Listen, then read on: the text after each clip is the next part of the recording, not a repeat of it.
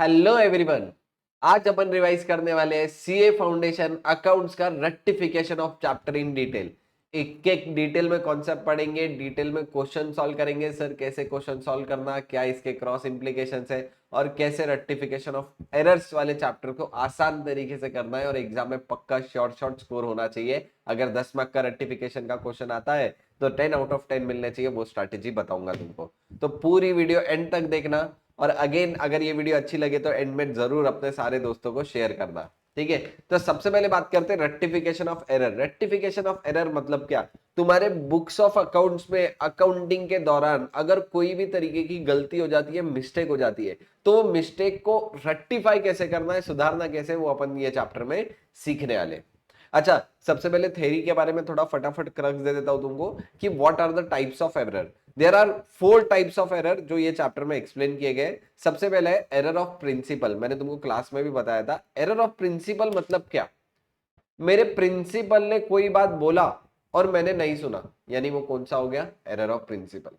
यानी क्या, accounting principle में अकाउंट्स में कुछ प्रिंसिपल सेट किए हुए, जैसे अगर एसेट खरीद के लेके आता हूं तो एसेट अकाउंट डेबिट होना चाहिए, एक्सपेंस अकाउंट डेबिट नहीं होना चाहिए। अब ये मेरा प्रिंसिपल सेट है, यानी आइडियली मैंने जब जब एसेट खरीदूंगा मैं एंट्री क्या करूंगा? Asset account debit, machinery account debit to cash. लेकिन क्या मैंने उसका परचेस रिकॉर्ड करना चाहिए क्या? नहीं, मैं purchase account debit to cash कभी नहीं करता।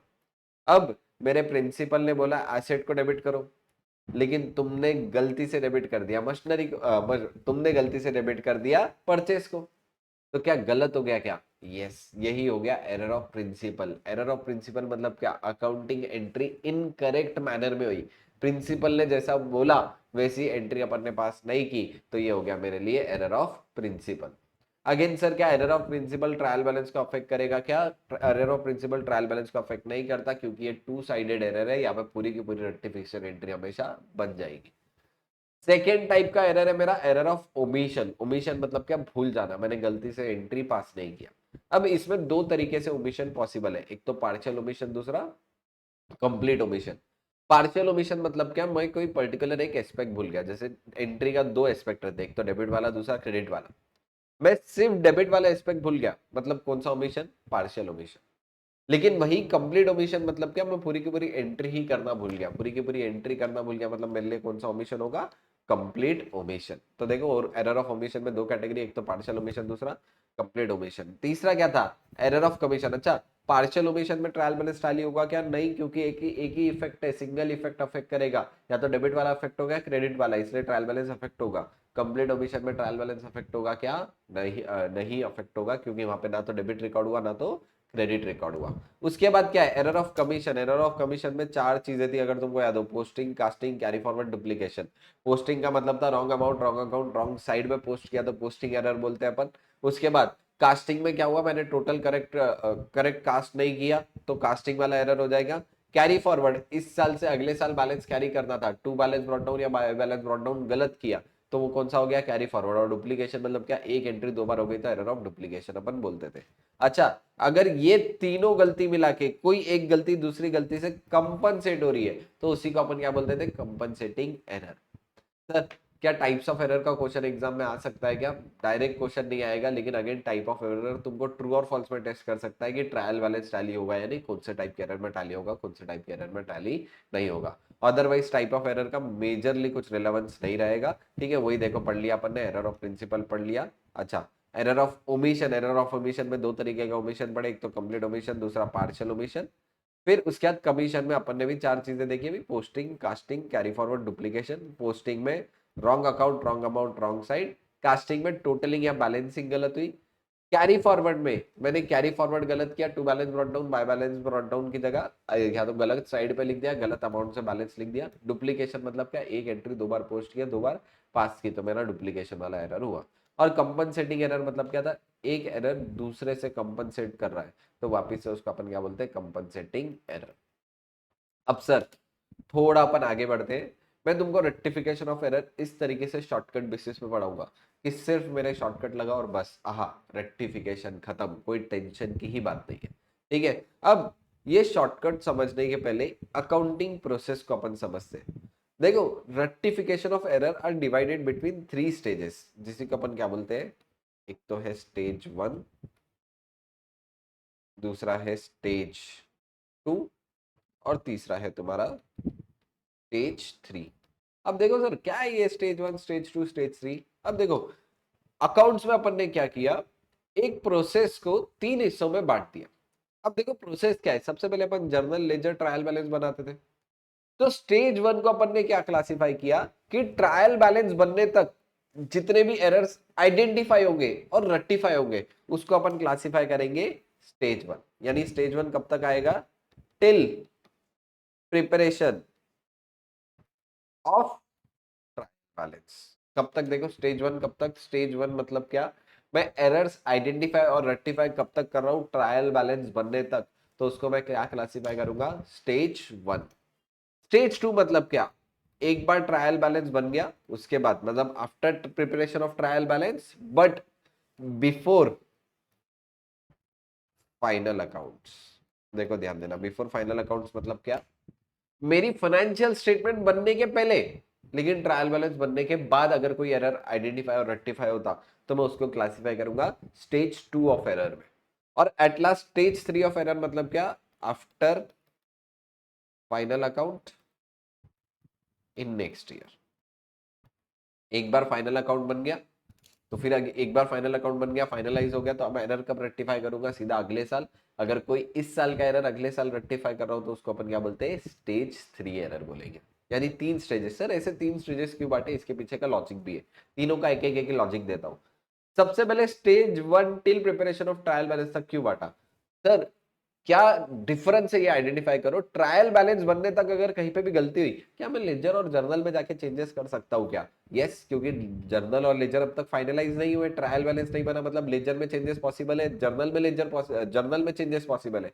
तो ऐसे सिनारियो में मैं विदाउट सस्पेंस यूज करे अगर कहीं जर्नल और लेजर में गलती है तो सिर्फ रेलेवेंट पोस्टिंग करूंगा। क्या करूंगा? देखो ध्यान देना वर्ड्स, मैं क्या कर दूंगा, अगर ट्रायल बैलेंस नहीं बनाए तो रिलेवेंट पोस्टिंग कर सकता हूँ। रेलेवेंट पोस्टिंग कर सकता हूँ मतलब क्या, अगर लेजर की क्रेडिट साइड खराब है तो मैं सिर्फ क्रेडिट साइड को सुधारूंगा, डेबिट साइड खराब है तो डेबिट साइड को जाके सुधारूंगा। इसी को अपन बोलते हैं रेलेवेंट पोस्टिंग। जितना रिलेवेंट है उतना ही पोस्ट करना। लेकिन अगर वही स्टेज 1 कंप्लीट हो जाती है, ट्रायल बैलेंस बन गया और स्टिल एरर थे, तो याद रखना ट्रायल बैलेंस चैप्टर में अपन ने पढ़े थे, अगर trial balance consist any error तो मेरा डेबिट क्रेडिट टैली नहीं होगा, इसलिए अपन लेके आए थे सस्पेंस अकाउंट को। यानी अगर मेरा ट्रायल बैलेंस बन गया तो मेरे बुक्स में ऑलरेडी क्या, मेरे बुक्स में ऑलरेडी सस्पेंस अकाउंट आ चुका है।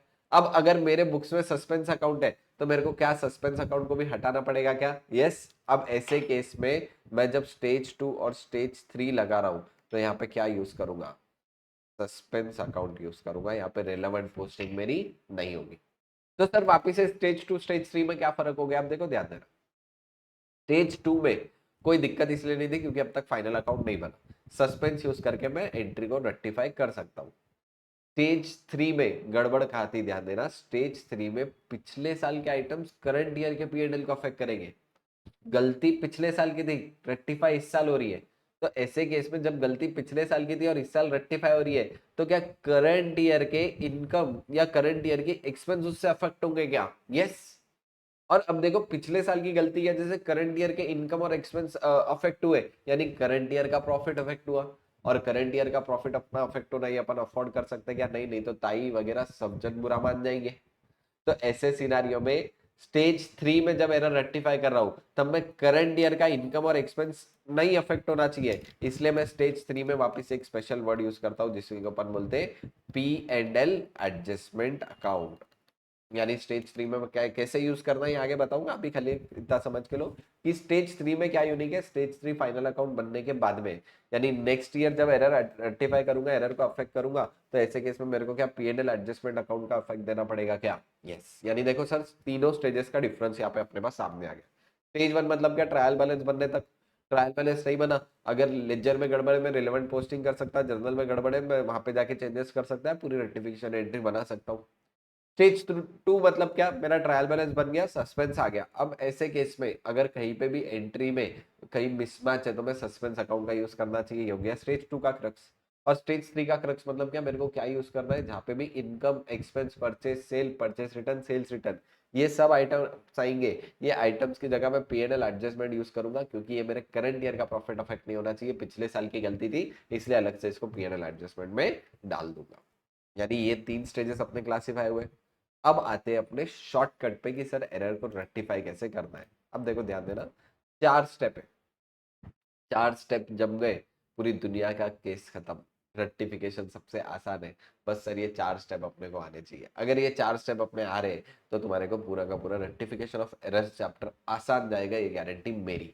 ठीक है, आ जाओ देखते हैं क्या है वो 4 स्टेप। सबसे पहली स्टेप है, क्वेश्चन में तुमको आइडेंटिफाई करना है गलती क्या हुई, और जो भी गलती हुई उसको सुधारना पड़ेगा। देखो जिंदगी में भी अपन ऐसे करते हैं, अगर कहीं पे भी कुछ भी गलती हुई तो क्या वो गलती को सुधारना पड़ता है क्या? यस। वैसे ही यहाँ पे रेक्टिफिकेशन ऑफ एरर में भी अपने को ध्यान रखना है, क्या ध्यान रखना है कि अगर कहीं पे भी कुछ भी गलती हुई तो गलती को अपने को सुधारना पड़ेगा। सर गलती को सुधारना मतलब क्या? देखो ध्यान देना, पहले गलती से डेबिट हुआ, अब उसका इफेक्ट अपने को खत्म करना है, सुधारना है, तो अब उसको क्या करना पड़ेगा? मेरे को क्रेडिट करना पड़ेगा। देखो पहले गलती से डेबिट हुआ, अब उसका इफेक्ट सुधारना है तो क्या कर दो? क्रेडिट कर दो। पहले गलती से क्रेडिट हुआ, तो अब उसको सुधारना है तो क्या कर दो? डेबिट कर दो। यानी सबसे पहली स्टेप क्या है? Rectify the wrong effect. जो चीज गलत हुई है उसको सुधारो, गलती को तुम्हारी सुधारो। पहली स्टेप ये हो गई।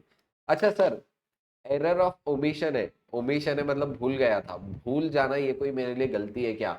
नहीं है, भूल जाना मेरे लिए गलती नहीं होती। वहां पे देखो अगर मैंने एंट्री रिकॉर्ड नहीं की तो गलत कुछ भी नहीं हुआ, तुमको सेकेंड स्टेप लगानी पड़ेगी, एक्चुअल में जो होना चाहिए था। यानी देखो ध्यान देना, सबसे पहले तो दिमाग में क्या रखना है? गलती को सुधारो। एक बार गलती सुधर गई फिर तुमको सेकेंड चीज देखना पड़ेगा, एक्चुअल में जो होना चाहिए था वो हुआ है क्या? अगर वो नहीं हुआ तो करेक्ट का इफेक्ट दो, गिव द करेक्ट इफेक्ट। अच्छा ओमिशन के केस में तो सिर्फ स्टेप 2 लगती, स्टेप 1 लगती नहीं है, लेकिन बाकी सारे एरर में स्टेप 1 स्टेप 2 दोनों भी लग सकती है। यानी सेकंड स्टेप क्या है? एक्चुअल में जो होना चाहिए था। अगर एक्चुअल में कोई लेजर डेबिट होना चाहिए था, डेबिट नहीं हुआ है तो क्या कर दो? डेबिट। एक्चुअल में कोई लेजर क्रेडिट होना था, क्रेडिट नहीं हुआ है, क्या कर दो? क्रेडिट कर दो।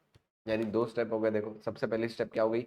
गलती को सुधारो, डेबिट होना चाहिए था क्रेडिट करो, क्रेडिट होना चाहिए था डेबिट करो। सेकेंड स्टेप क्या हो गई? एक्चुअल में जो होना चाहिए था, अगर एक्चुअल में डेबिट होना था तो डेबिट करो, अगर एक्चुअल में क्रेडिट होना था तो क्रेडिट कर देना। और उसके बाद क्या है? देखो ध्यान देना, only relevant for the stage 2 and stage 3। देखो अब स्टेप 1 स्टेप 2 हर जगह पे लगेगी, स्टेप 3 सिर्फ स्टेज 2 और स्टेज 3 पे लगेंगी। सिर्फ स्टेज 2 और स्टेज 3 मतलब क्या? बिफोर मतलब after preparation of trial balance and after preparation of financial statement in next year. यानी स्टेज 2 और स्टेज 3 पे लगेंगी। ये स्टेप का लॉजिक भी है, क्या बोला हुआ है देखो, अगर तुम्हारी रेक्टिफिकेशन जर्नल एंट्री में डिफरेंस है, यानी डेबिट और क्रेडिट मैच नहीं हो रहा, तो ऐसे केस में सस्पेंस अकाउंट का यूज कर लेना। देखो वही बोला हुआ है, जो भी difference between debit and credit है जर्नल एंट्री में, कहाँ लेके जाओ? सस्पेंस अकाउंट को लेके जाओ। Took the difference between debit and credit to the suspense account. जो भी तुम्हारा डेबिट और क्रेडिट के बीच का डिफरेंस है वो तुम सस्पेंस अकाउंट को लेके जाना।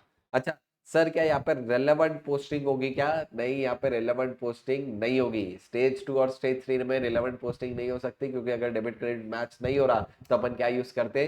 सस्पेंस। लेकिन अगर स्टेज 1 है तो क्या सस्पेंस यूज करूंगा क्या? नहीं, स्टेज 1 में डेबिट क्रेडिट मैच नहीं हो रहा था तो मैं क्या करता था? रेलेवेंट पोस्टिंग करता था। लेकिन स्टेप 3 की वजह से there will be no relevant posting. यानी देखो ध्यान देना कैसे करना है। सबसे पहले गलती को सुधारो, डेबिट होना चाहिए था क्रेडिट करो, क्रेडिट क्रेडिट गलत हुआ डेबिट करो। सेकेंड स्टेप एक्चुअल में जो होना चाहिए था डेबिट होना चाहिए था डेबिट करो, क्रेडिट होना चाहिए था क्रेडिट कर दो। थर्ड स्टेप क्या है? फर्स्ट स्टेप सेकेंड स्टेप करने के बाद भी अगर स्टेज 2 और स्टेज 3 में रेक्टिफाई कर रहे हैं और कुछ डिफरेंस बन रहा है जर्नल एंट्री में, तो वो डिफरेंस किसको लेके चले जाना? सस्पेंस। यानी अगर डेबिट में डिफरेंस है तो डेबिट में सस्पेंस लिख दो, क्रेडिट में डिफरेंस है तो क्रेडिट में सस्पेंस लिख दो। इसका एग्जांपल देके बताऊंगा, अभी के लिए खाली 3 स्टेप हो गए।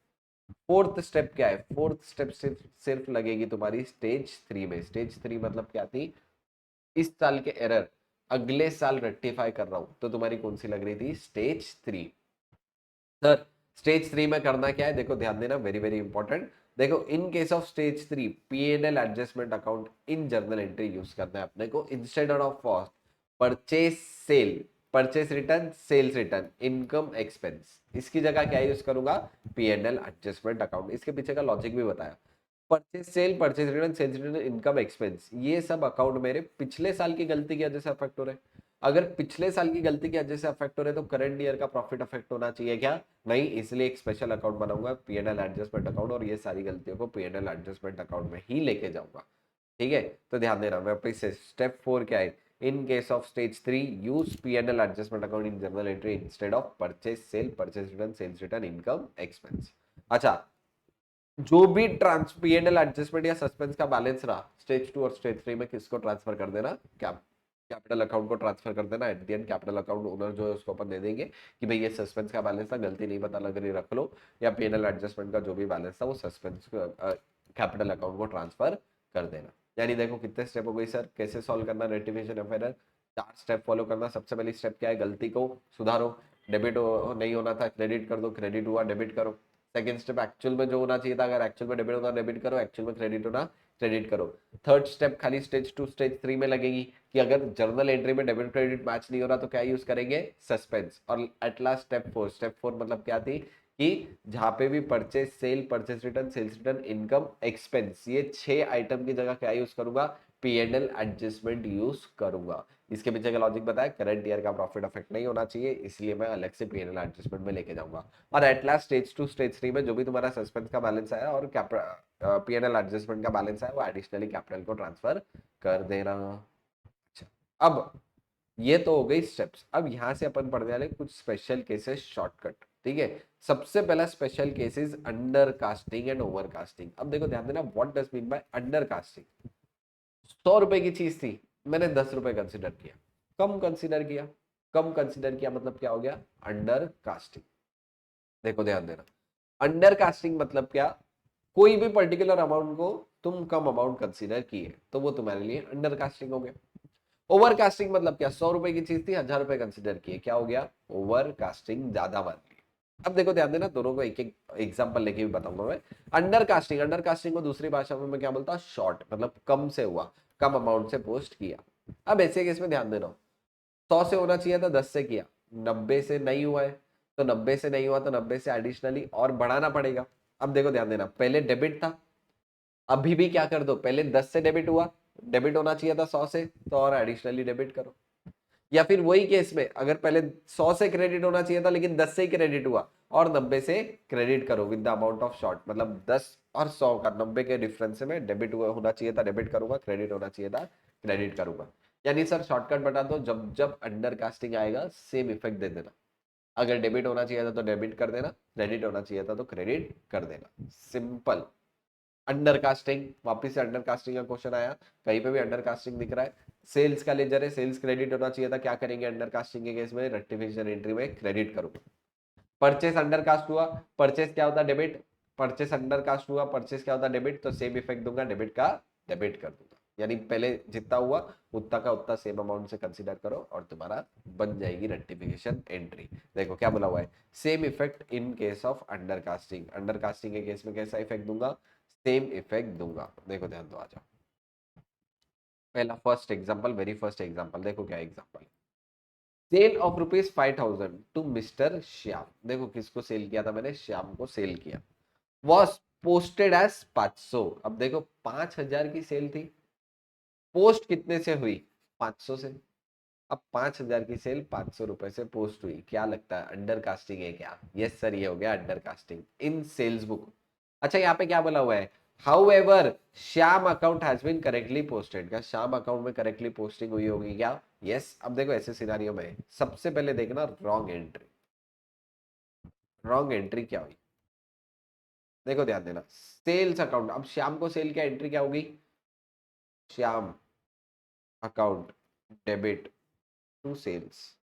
अब एक बात बताओ, श्याम अकाउंट में दिक्कत है क्या, नहीं, श्याम अकाउंट डेबिट 5,000 से होना चाहिए था, करेक्टली पोस्ट हुआ मतलब 5,000 से ही हुआ, लेकिन सेल्स 5,000 से होना था, हुआ कितने से, 500 से। अच्छा सर इसी की अगर करेक्ट एंट्री देखता मैं तो करेक्ट एंट्री क्या होती, देखो ध्यान देना, इसकी करेक्ट एंट्री क्या होनी चाहिए थी, Shyam account debit to sales, कितने से होना चाहिए था, 5,000, 5,000।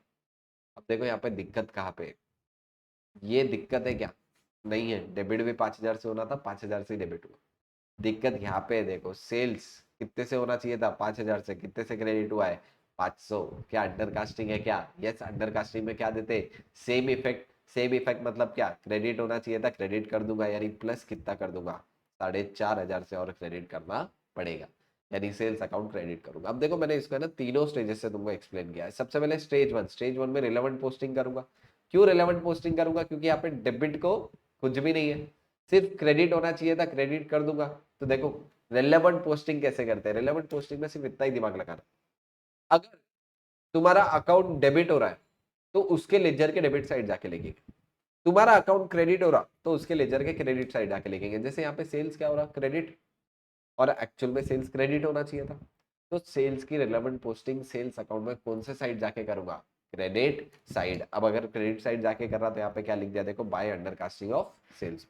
यानी सिंपल इतना ही दिमाग लगाओ, रेक्टिफिकेशन एंट्री में डेबिट होना चाहिए था क्रेडिट, अगर डेबिट होना चाहिए था रिलेवेंट पोस्टिंग में 2 से लिख दो, अगर क्रेडिट होना चाहिए था तो रिलेवेंट पोस्टिंग में बाय से लिख दो। यहाँ पे क्या होना चाहिए था, देखो अगेन अंडर कास्टिंग कैसा देते, same effect, sales account credit होना था, सेल्स अकाउंट को क्रेडिट कर दिया, यानी सेम इफेक्ट देने के लिए क्या लिखूंगा, सेल्स अकाउंट को क्रेडिट करने के लिए सेल्स के लेजर में क्रेडिट साइड जाके लिखूंगा by under casting of sales book 4,500।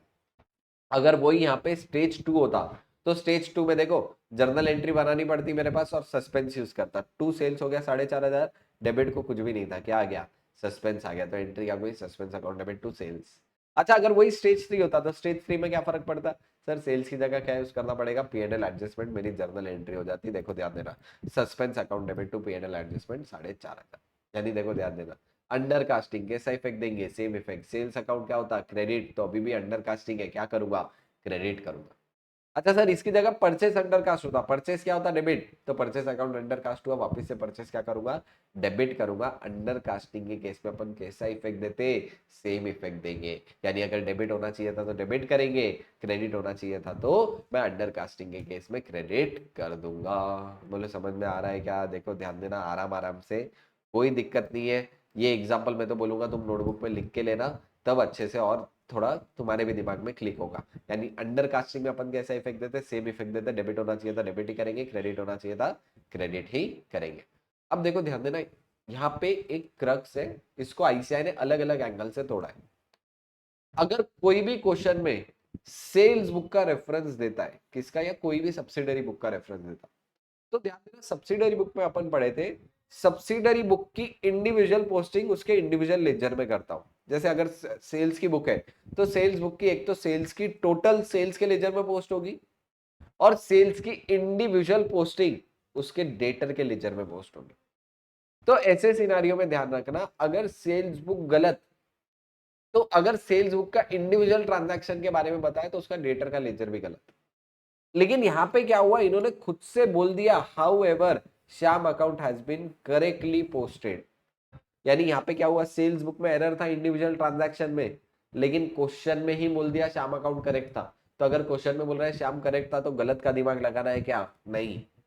लेकिन अगर ये सेम सिनारियो में ध्यान देना, अगर क्वेश्चन ऐसा बोलता था sale of 5,000 to Shyam was posted at 500 in sales book, अब देखो इंडिविजुअल ट्रांजैक्शन है क्या शाम का, यस शाम का कोई इंडिविजुअल ट्रांजैक्शन सेल्स बुक में गलत गया, तो क्या शाम के लेजर में भी गलत हुआ होगा क्या, यस क्योंकि सेल्स बुक की पोस्टिंग किसके लेजर में होगी, शाम के। तो अगर सेल्स बुक गलत तो कौन सा वाला लेजर, शाम का भी लेजर मेरा गलत हो जाएगा। तो ध्यान देना इसी को अपन लिंक बोलते हैं। देखो ध्यान देना यहाँ पे क्या हुआ था, सेल्स बुक गलत हुई लेकिन शाम का लेजर करेक्ट हुआ। यहाँ पे कुछ नहीं बोला, सेल्स बुक गलत तो शाम का भी लेजर गलत। अब ऐसे केस में देखो ध्यान देना, श्याम का भी लेजर पोस्ट नहीं हुआ, सेल्स का भी लेजर पोस्ट नहीं हुआ, पूरा का पूरा 4,500 से कंप्लीट ओमिशन हो गया। देखो होना चाहिए था कितने से, होना चाहिए था 5,000 से, हुआ कितने से 500। अंडर कास्टिंग कैसा इफेक्ट देंगे, सेम इफेक्ट। देखो श्याम अकाउंट क्या होना चाहिए था, डेबिट, श्याम को डेबिट कर दूंगा, सेल्स क्रेडिट होना चाहिए था, क्रेडिट कर दूंगा। तो स्टेज 1 में भी यहाँ पे पूरी की पूरी एंट्री बनेगी। क्यों पूरी की पूरी एंट्री बनेगी, ध्यान देना, क्योंकि यहाँ पे रेलेवेंट पोस्टिंग नहीं है, डेबिट भी है क्रेडिट भी है, इसलिए स्टेज 1 में भी पूरी एंट्री बन रही है। तो देखो एंट्री क्या होगी, debtor account debit to sales. अच्छा स्टेज 2 है क्या, सेम ही एंट्री हो जाएगी क्या, यस डेबिट क्रेडिट मैच है, सस्पेंस नहीं आएगा, वही एंट्री होगी, debtor account debit to sales 4,500। Sir stage 3 है, क्या फर्क पड़ेगा, सेल्स की जगह क्या लिख दूंगा, पीएनएल एडजस्टमेंट। अच्छा सर अगर यही क्वेश्चन में ऐसा लिखता, sale of ₹5,000 to mister Shyam was posted as 500 in sales account. अब देखो यहाँ पे कौन सा लेजर गलत हुआ, स्पेसिफिकली बोला बुक का रेफरेंस ही नहीं है।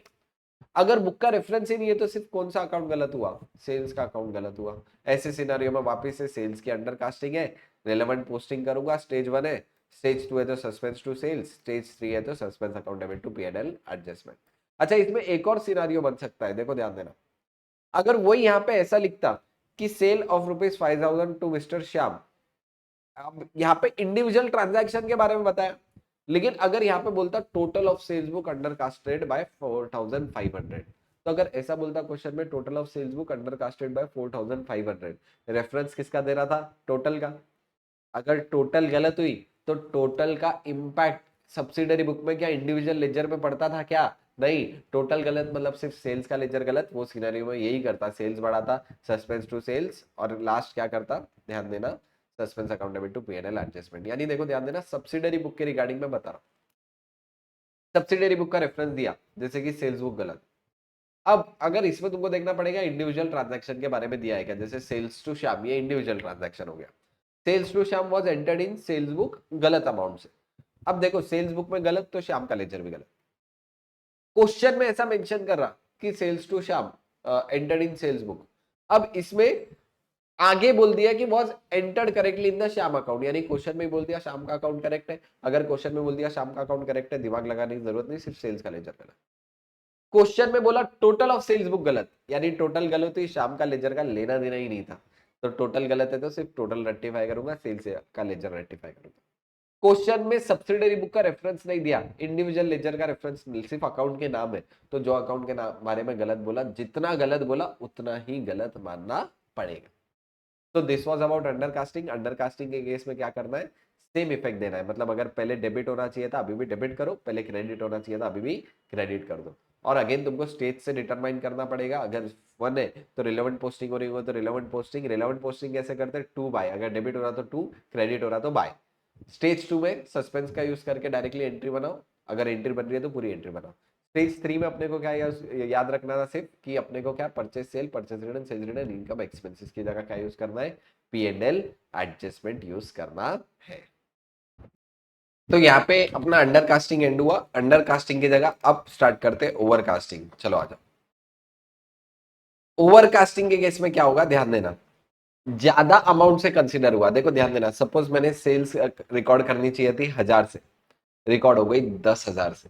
अब देखो 1000 से रिकॉर्ड होनी चाहिए थी, लेकिन रिकॉर्ड हुई कितने से, 10,000 से, यानी 9,000 की मेरी ओवरकास्टिंग हो गई। यानी ओवरकास्टिंग मतलब क्या, ज्यादा अमाउंट से कंसिडर करना। इसी को अपन दूसरी भाषा में एक्सेस भी बोलते हैं। सर इसका शॉर्टकट क्या है, ओवरकास्टिंग के केस में अगर पहले डेबिट हुआ तो अब इफेक्ट को रिवर्स करने के लिए क्रेडिट करेंगे, अगर पहले क्रेडिट हुआ तो इफेक्ट को रिवर्स करने के लिए डेबिट करेंगे। वही लिखा हुआ है देखो यहाँ पे, पहले डेबिट हुआ तो और क्रेडिट करो, पहले क्रेडिट हुआ तो अब डेबिट करो।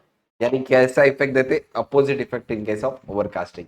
देखो ध्यान देना, अंडर कास्टिंग के केस में अपन कैसा इफेक्ट देते थे, सेम इफेक्ट, लेकिन ओवरकास्टिंग के केस में कैसा इफेक्ट देंगे, अपोजिट इफेक्ट। मतलब अगर कोई अमाउंट ओवरकास्ट हुई है, ज्यादा से हुआ है, तो उसको रेक्टिफाई करने के लिए अब अपने को अपोजिट इफेक्ट देना पड़ेगा। इसी का एक एग्जाम्पल देखते आ जाओ।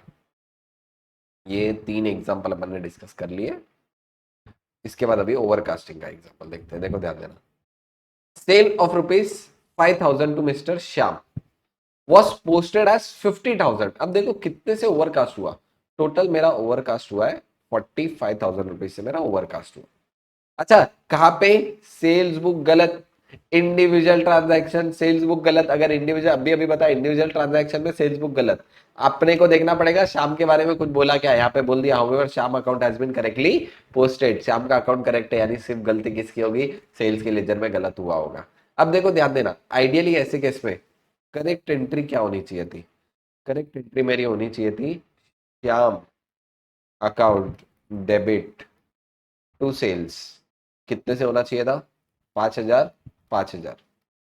गलत क्या हुआ देखो ध्यान देना, श्याम अकाउंट डेबिट ये तो करेक्ट हुआ 5 से, टू सेल्स कितने से हो गया, टू सेल्स मेरा हो गया 50 से। अब देखो यहाँ गड़बड़ नजर आ रही है क्या, होना कितने से चाहिए था, 5, हुआ कितने से, 50, कितने से ज्यादा है 45। तो गलती को सुधारने के लिए अपोजिट इफेक्ट देना पड़ेगा, क्या करना पड़ेगा, इसी को क्या करना पड़ेगा, डेबिट। अच्छा, अगर स्टेज 1 है, स्टेज 1 है तो क्या करूंगा, यहाँ पे क्रेडिट को कुछ भी नहीं है, डेबिट है, यानी स्टेज 1 में क्या करूंगा, रेलेवेंट पोस्टिंग। अब रेलेवेंट पोस्टिंग में डेबिट था, तो रेलेवेंट पोस्टिंग में डेबिट था, तो डेबिट साइड क्या लिखते हैं अपन, 2, तो वही लिख दिया 2 ओवरकास्टिंग इन सेल्स बुक 45,000। अच्छा, अगर स्टेज 2 है तो सेल्स अकाउंट डेबिट करूंगा, क्रेडिट को कुछ नहीं है, क्या आ जाएगा, सस्पेंस, एंट्री हो जाएगी sales account debit to suspense account. Stage 3 देखो ध्यान देना, स्टेज 3 में एंट्री क्या हो जाएगी, PNL adjustment account debit to suspense account. PNL adjustment क्यों आ गया, sales purchase, sales return, purchase return, income expenses की जगह क्या यूज करते हैं अपन, पीएनएल एडजस्टमेंट अकाउंट। समझ में आया क्या? अगर कुछ भी अभी भी डाउट आ रहे हैं तो मेरे को कमेंट में डेफिनेटली डाल देना, ठीक है। देखो ध्यान देना, वेरी वेरी इंपॉर्टेंट। ओवरकास्टिंग बढ़ रहे, ओवरकास्टिंग के केस में अपन क्या करेंगे, अपोजिट इफेक्ट देंगे। पहले डेबिट होना चाहिए था तो अब क्रेडिट करेंगे, पहले क्रेडिट होना चाहिए था तो अब डेबिट कर दूंगा, ठीक है। स्टेज 1 है, अगर कुछ भी एंट्री नहीं बन रही तो रेलेवेंट पोस्टिंग कर दो, डेबिट साइड लिखना है तो टू लिखो, क्रेडिट साइड लिखना है तो बाय लिखो। स्टेज 2 है तो सस्पेंस का यूज करना, स्टेज 3 है तो पीएनएल एडजस्टमेंट और सस्पेंस दोनों का यूटिलाइजेशन होगा। अच्छा, अगर यहाँ पे कुछ भी नहीं बोलता होगा, मतलब ये लाइन ही नहीं देता, तो फिर क्या होता, पूरी की पूरी एंट्री ही ओवरकास्ट होती, पूरी की पूरी एंट्री रिवर्स करता, ठीक है। अच्छा, अगर यहाँ पे सिर्फ ऐसा बोलता कि सेल्स का लेजर गलत हुआ तो सिर्फ सेल्स अकाउंट गलत कंसिडर करता।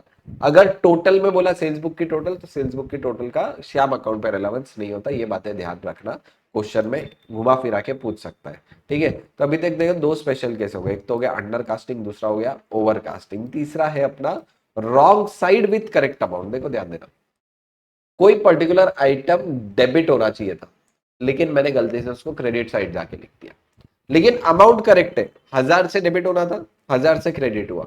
ऐसे केस में एरर को रेक्टिफाई करने के लिए क्या करना, डबल से अपोजिट इफेक्ट दे देना। डबल से अपोजिट इफेक्ट मतलब क्या, अगर 1000 से डेबिट होना चाहिए था लेकिन क्रेडिट हुआ तो अब डेबिट कितने से करूंगा, 2000 से। इसका लॉजिक भी अभी 2 मिनट में एग्जांपल से बताता हूं, लेकिन सिंपली ध्यान रखो क्या करना है अपने को, wrong side with correct amount, double से अपोजिट इफेक्ट। पहले डेबिट हुआ आप क्रेडिट करो डबल से, पहले क्रेडिट हो आप डेबिट करो डबल से, रेक्टिफाई करने के लिए। देखो आ जाओ, ध्यान दो, बताता हूँ इधर अपने एग्जांपल पे।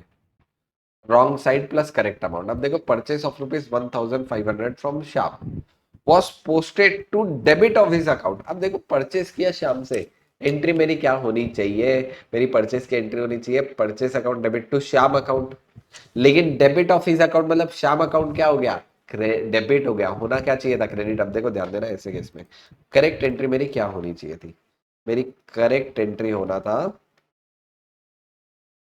Purchase account debit to Shyam account.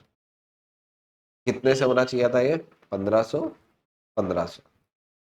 मैंने गलती से क्या किया, देखो ध्यान देना, रॉन्ग चीज क्या हुई, रॉन्ग इफेक्ट क्या हुआ, परचेज तो डेबिट कर दिया, ये सही था, डेबिट होना भी चाहिए था 1500 से, श्याम अकाउंट भी डेबिट कर दिया 1500 से।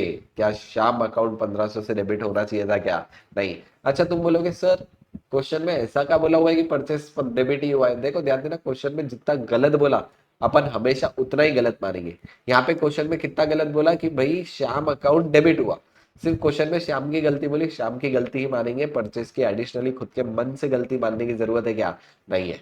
तब देखो ऐसे सिनारियो में क्या हो गया, ध्यान देना, वेरी वेरी इंपॉर्टेंट। अब देखो सबसे पहली स्टेप क्या थी, गलती को सुधारो। गलती को सुधारो मतलब श्याम अकाउंट डेबिट होना चाहिए था क्या, नहीं, तो श्याम अकाउंट क्रेडिट कर दो टू श्याम, क्रेडिट हो जाएगा 1500 से। सेकेंड स्टेप क्या थी, एक्चुअल में जो होना चाहिए था, एक्चुअल में भी श्याम क्रेडिट होना चाहिए था, तो देखो एक्चुअल में भी श्याम और 1500 से क्रेडिट होगा, यानी श्याम क्रेडिट कितने से होगा, 3000 से। अब देखो डेबिट को कुछ नहीं है तो क्या आ जाएगा, सपोज डेबिट को कुछ नहीं है, स्टेज 2 है तो अपन लिख देंगे सस्पेंस अकाउंट। अब ऐसे केस में ध्यान देना, ये एंट्री हुई है, ये एंट्री नहीं हुई। आइडियली देखो ध्यान देना, परचेज डेबिट होना चाहिए था, डेबिट हुआ, श्याम डेबिट नहीं होना चाहिए था। पहले 1500 उसका इफेक्ट रिवर्स करने करे, सेकेंड 1500 उसका जो एक्चुअल का इफेक्ट था वो देने करे।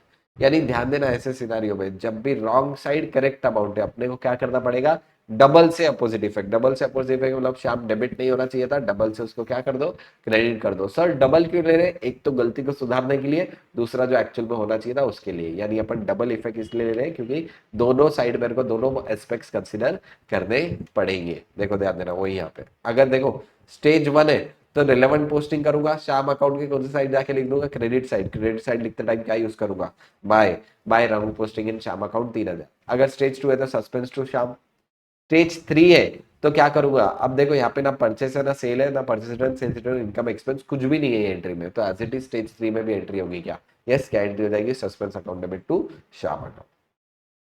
सेकेंड और स्पेशल केस क्या है, ऐसा ही same, wrong side with wrong amount. अब देखो साइड गलत थी, अमाउंट भी गलत था, एक तो गलती किया, गलती पे एक और गलती किया, ऐसे केस में क्या करेंगे अपन, टोटल से अपोजिट इफेक्ट देंगे। देखो इसके पहले क्या कर रहे थे, डबल से इफेक्ट, अपोजिट इफेक्ट, यहाँ पे अपन क्या कर रहे हैं, टोटल से अपोजिट इफेक्ट। टोटल मतलब क्या सर, एक तो गलत अमाउंट ले लो और दूसरा सही अमाउंट ले लो, उसका जो भी टोटल आ गया उसका अपोजिट इफेक्ट दे देना। अगर पहले डेबिट होना चाहिए था तो क्रेडिट कर दो, पहले क्रेडिट होना चाहिए था अब डेबिट कर दो, with what, with total amount. अब देखो ध्यान देना, इसी का एग्जांपल बता रहा हूँ, देखो यहाँ पे wrong side plus correct amount, अभी जस्ट अपन ने देखे, यहाँ पे हो जाएगा wrong side plus wrong amount. अब देखो ध्यान देना, wrong side plus wrong amount में क्या होगा, purchase of rupees 1500 from Shyam, Shyam से 1500 की परचेस किया, was posted to the debit of his account as 1000।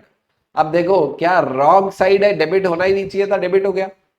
दूसरा गलत क्या है, 1000 रुपए से डेबिट हुआ, यानी ये कौन सा वाला एग्जांपल होगा, wrong side plus wrong amount. ऐसे केस में क्या करते हैं, टोटल से अपोजिट इफेक्ट। टोटल से अपोजिट इफेक्ट मतलब क्या, 1500 प्लस 1000 का टोटल कितना हो गया, 2500 से मैं टोटल अपोजिट इफेक्ट दूंगा। अब 2500 से मेरे को बताओ, क्या श्याम अकाउंट डेबिट होना चाहिए था क्या, नहीं, क्रेडिट कर दूंगा, रिलेवेंट पोस्टिंग क्रेडिट है तो क्या लिख दूंगा, बाय रॉन्ग पोस्टिंग 2500 रुपए। अच्छा, उसके बाद स्टेज 2 है तो क्या करूंगा, suspense account debit to Shyam 2500। Stage 3 है तो भी क्या करूंगा, suspense account debit to Shyam 2500। तो देखो ध्यान देना, ऐसे केस में क्या होगा, very very very very important, wrong side plus wrong amount है, टोटल से अपोजिट इफेक्ट देना। सर टोटल क्यों कर रहे हैं, एक तो 1000 रुपए गलती को सुधारने के लिए, दूसरा 1500 जो एक्चुअल में होना चाहिए था। तो यानी दो इफेक्ट अपन दे रहे हैं, देखो ध्यान देना, एक तो 1500 का इफेक्ट क्यों दे रहे हैं, गलती को सुधारने के लिए, 1500 का इफेक्ट एक्चुअल में जो होना चाहिए था, 1000 का इफेक्ट क्यों दे रहे हैं, गलती को सुधारने के लिए। ये हो गया wrong side plus wrong amount. Again अपना स्पेशल केस था, वेरी वेरी इंपॉर्टेंट, ध्यान रखना, कल कोई गलती नहीं होना।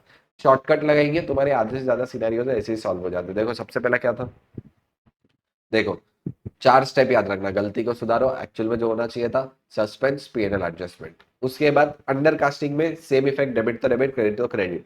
ओवर कास्टिंग में अपोजिट इफेक्ट, डेबिट तो क्रेडिट, क्रेडिट तो डेबिट। रॉन्ग साइड में क्या कर रहे हैं अपन, देखो ध्यान देना, रॉन्ग साइड में पहले डेबिट तो अब क्रेडिट, पहले क्रेडिट तो अब debit. Wrong side wrong amount है तो क्या करूंगा, टोटल से अपोजिट इफेक्ट, पहले डेबिट तो अब क्रेडिट, पहले क्रेडिट तो अब डेबिट। यहाँ पे डबल से अपोजिट इफेक्ट, यहाँ पे टोटल से अपोजिट इफेक्ट, खाली इतना ही मेजर है। अच्छा, स्टेज 1 ऑलरेडी मैं तुमको बता चुका हूँ। स्टेज 1 मतलब कौन सी स्टेज, जहाँ पे before preparation of trial balance, जहाँ पे एरर का सिंगल इफेक्ट है, तो सिंगल इफेक्ट के लिए मैं क्या करूंगा, रेलेवेंट पोस्टिंग दूंगा। जहां पे भी देखो एरर का सिंगल इफेक्ट आएगा, we will do the relevant posting. Double effect है अगर कोई भी एरर का, तो उसकी मैं पूरी की पूरी जर्नल एंट्री बनाऊंगा।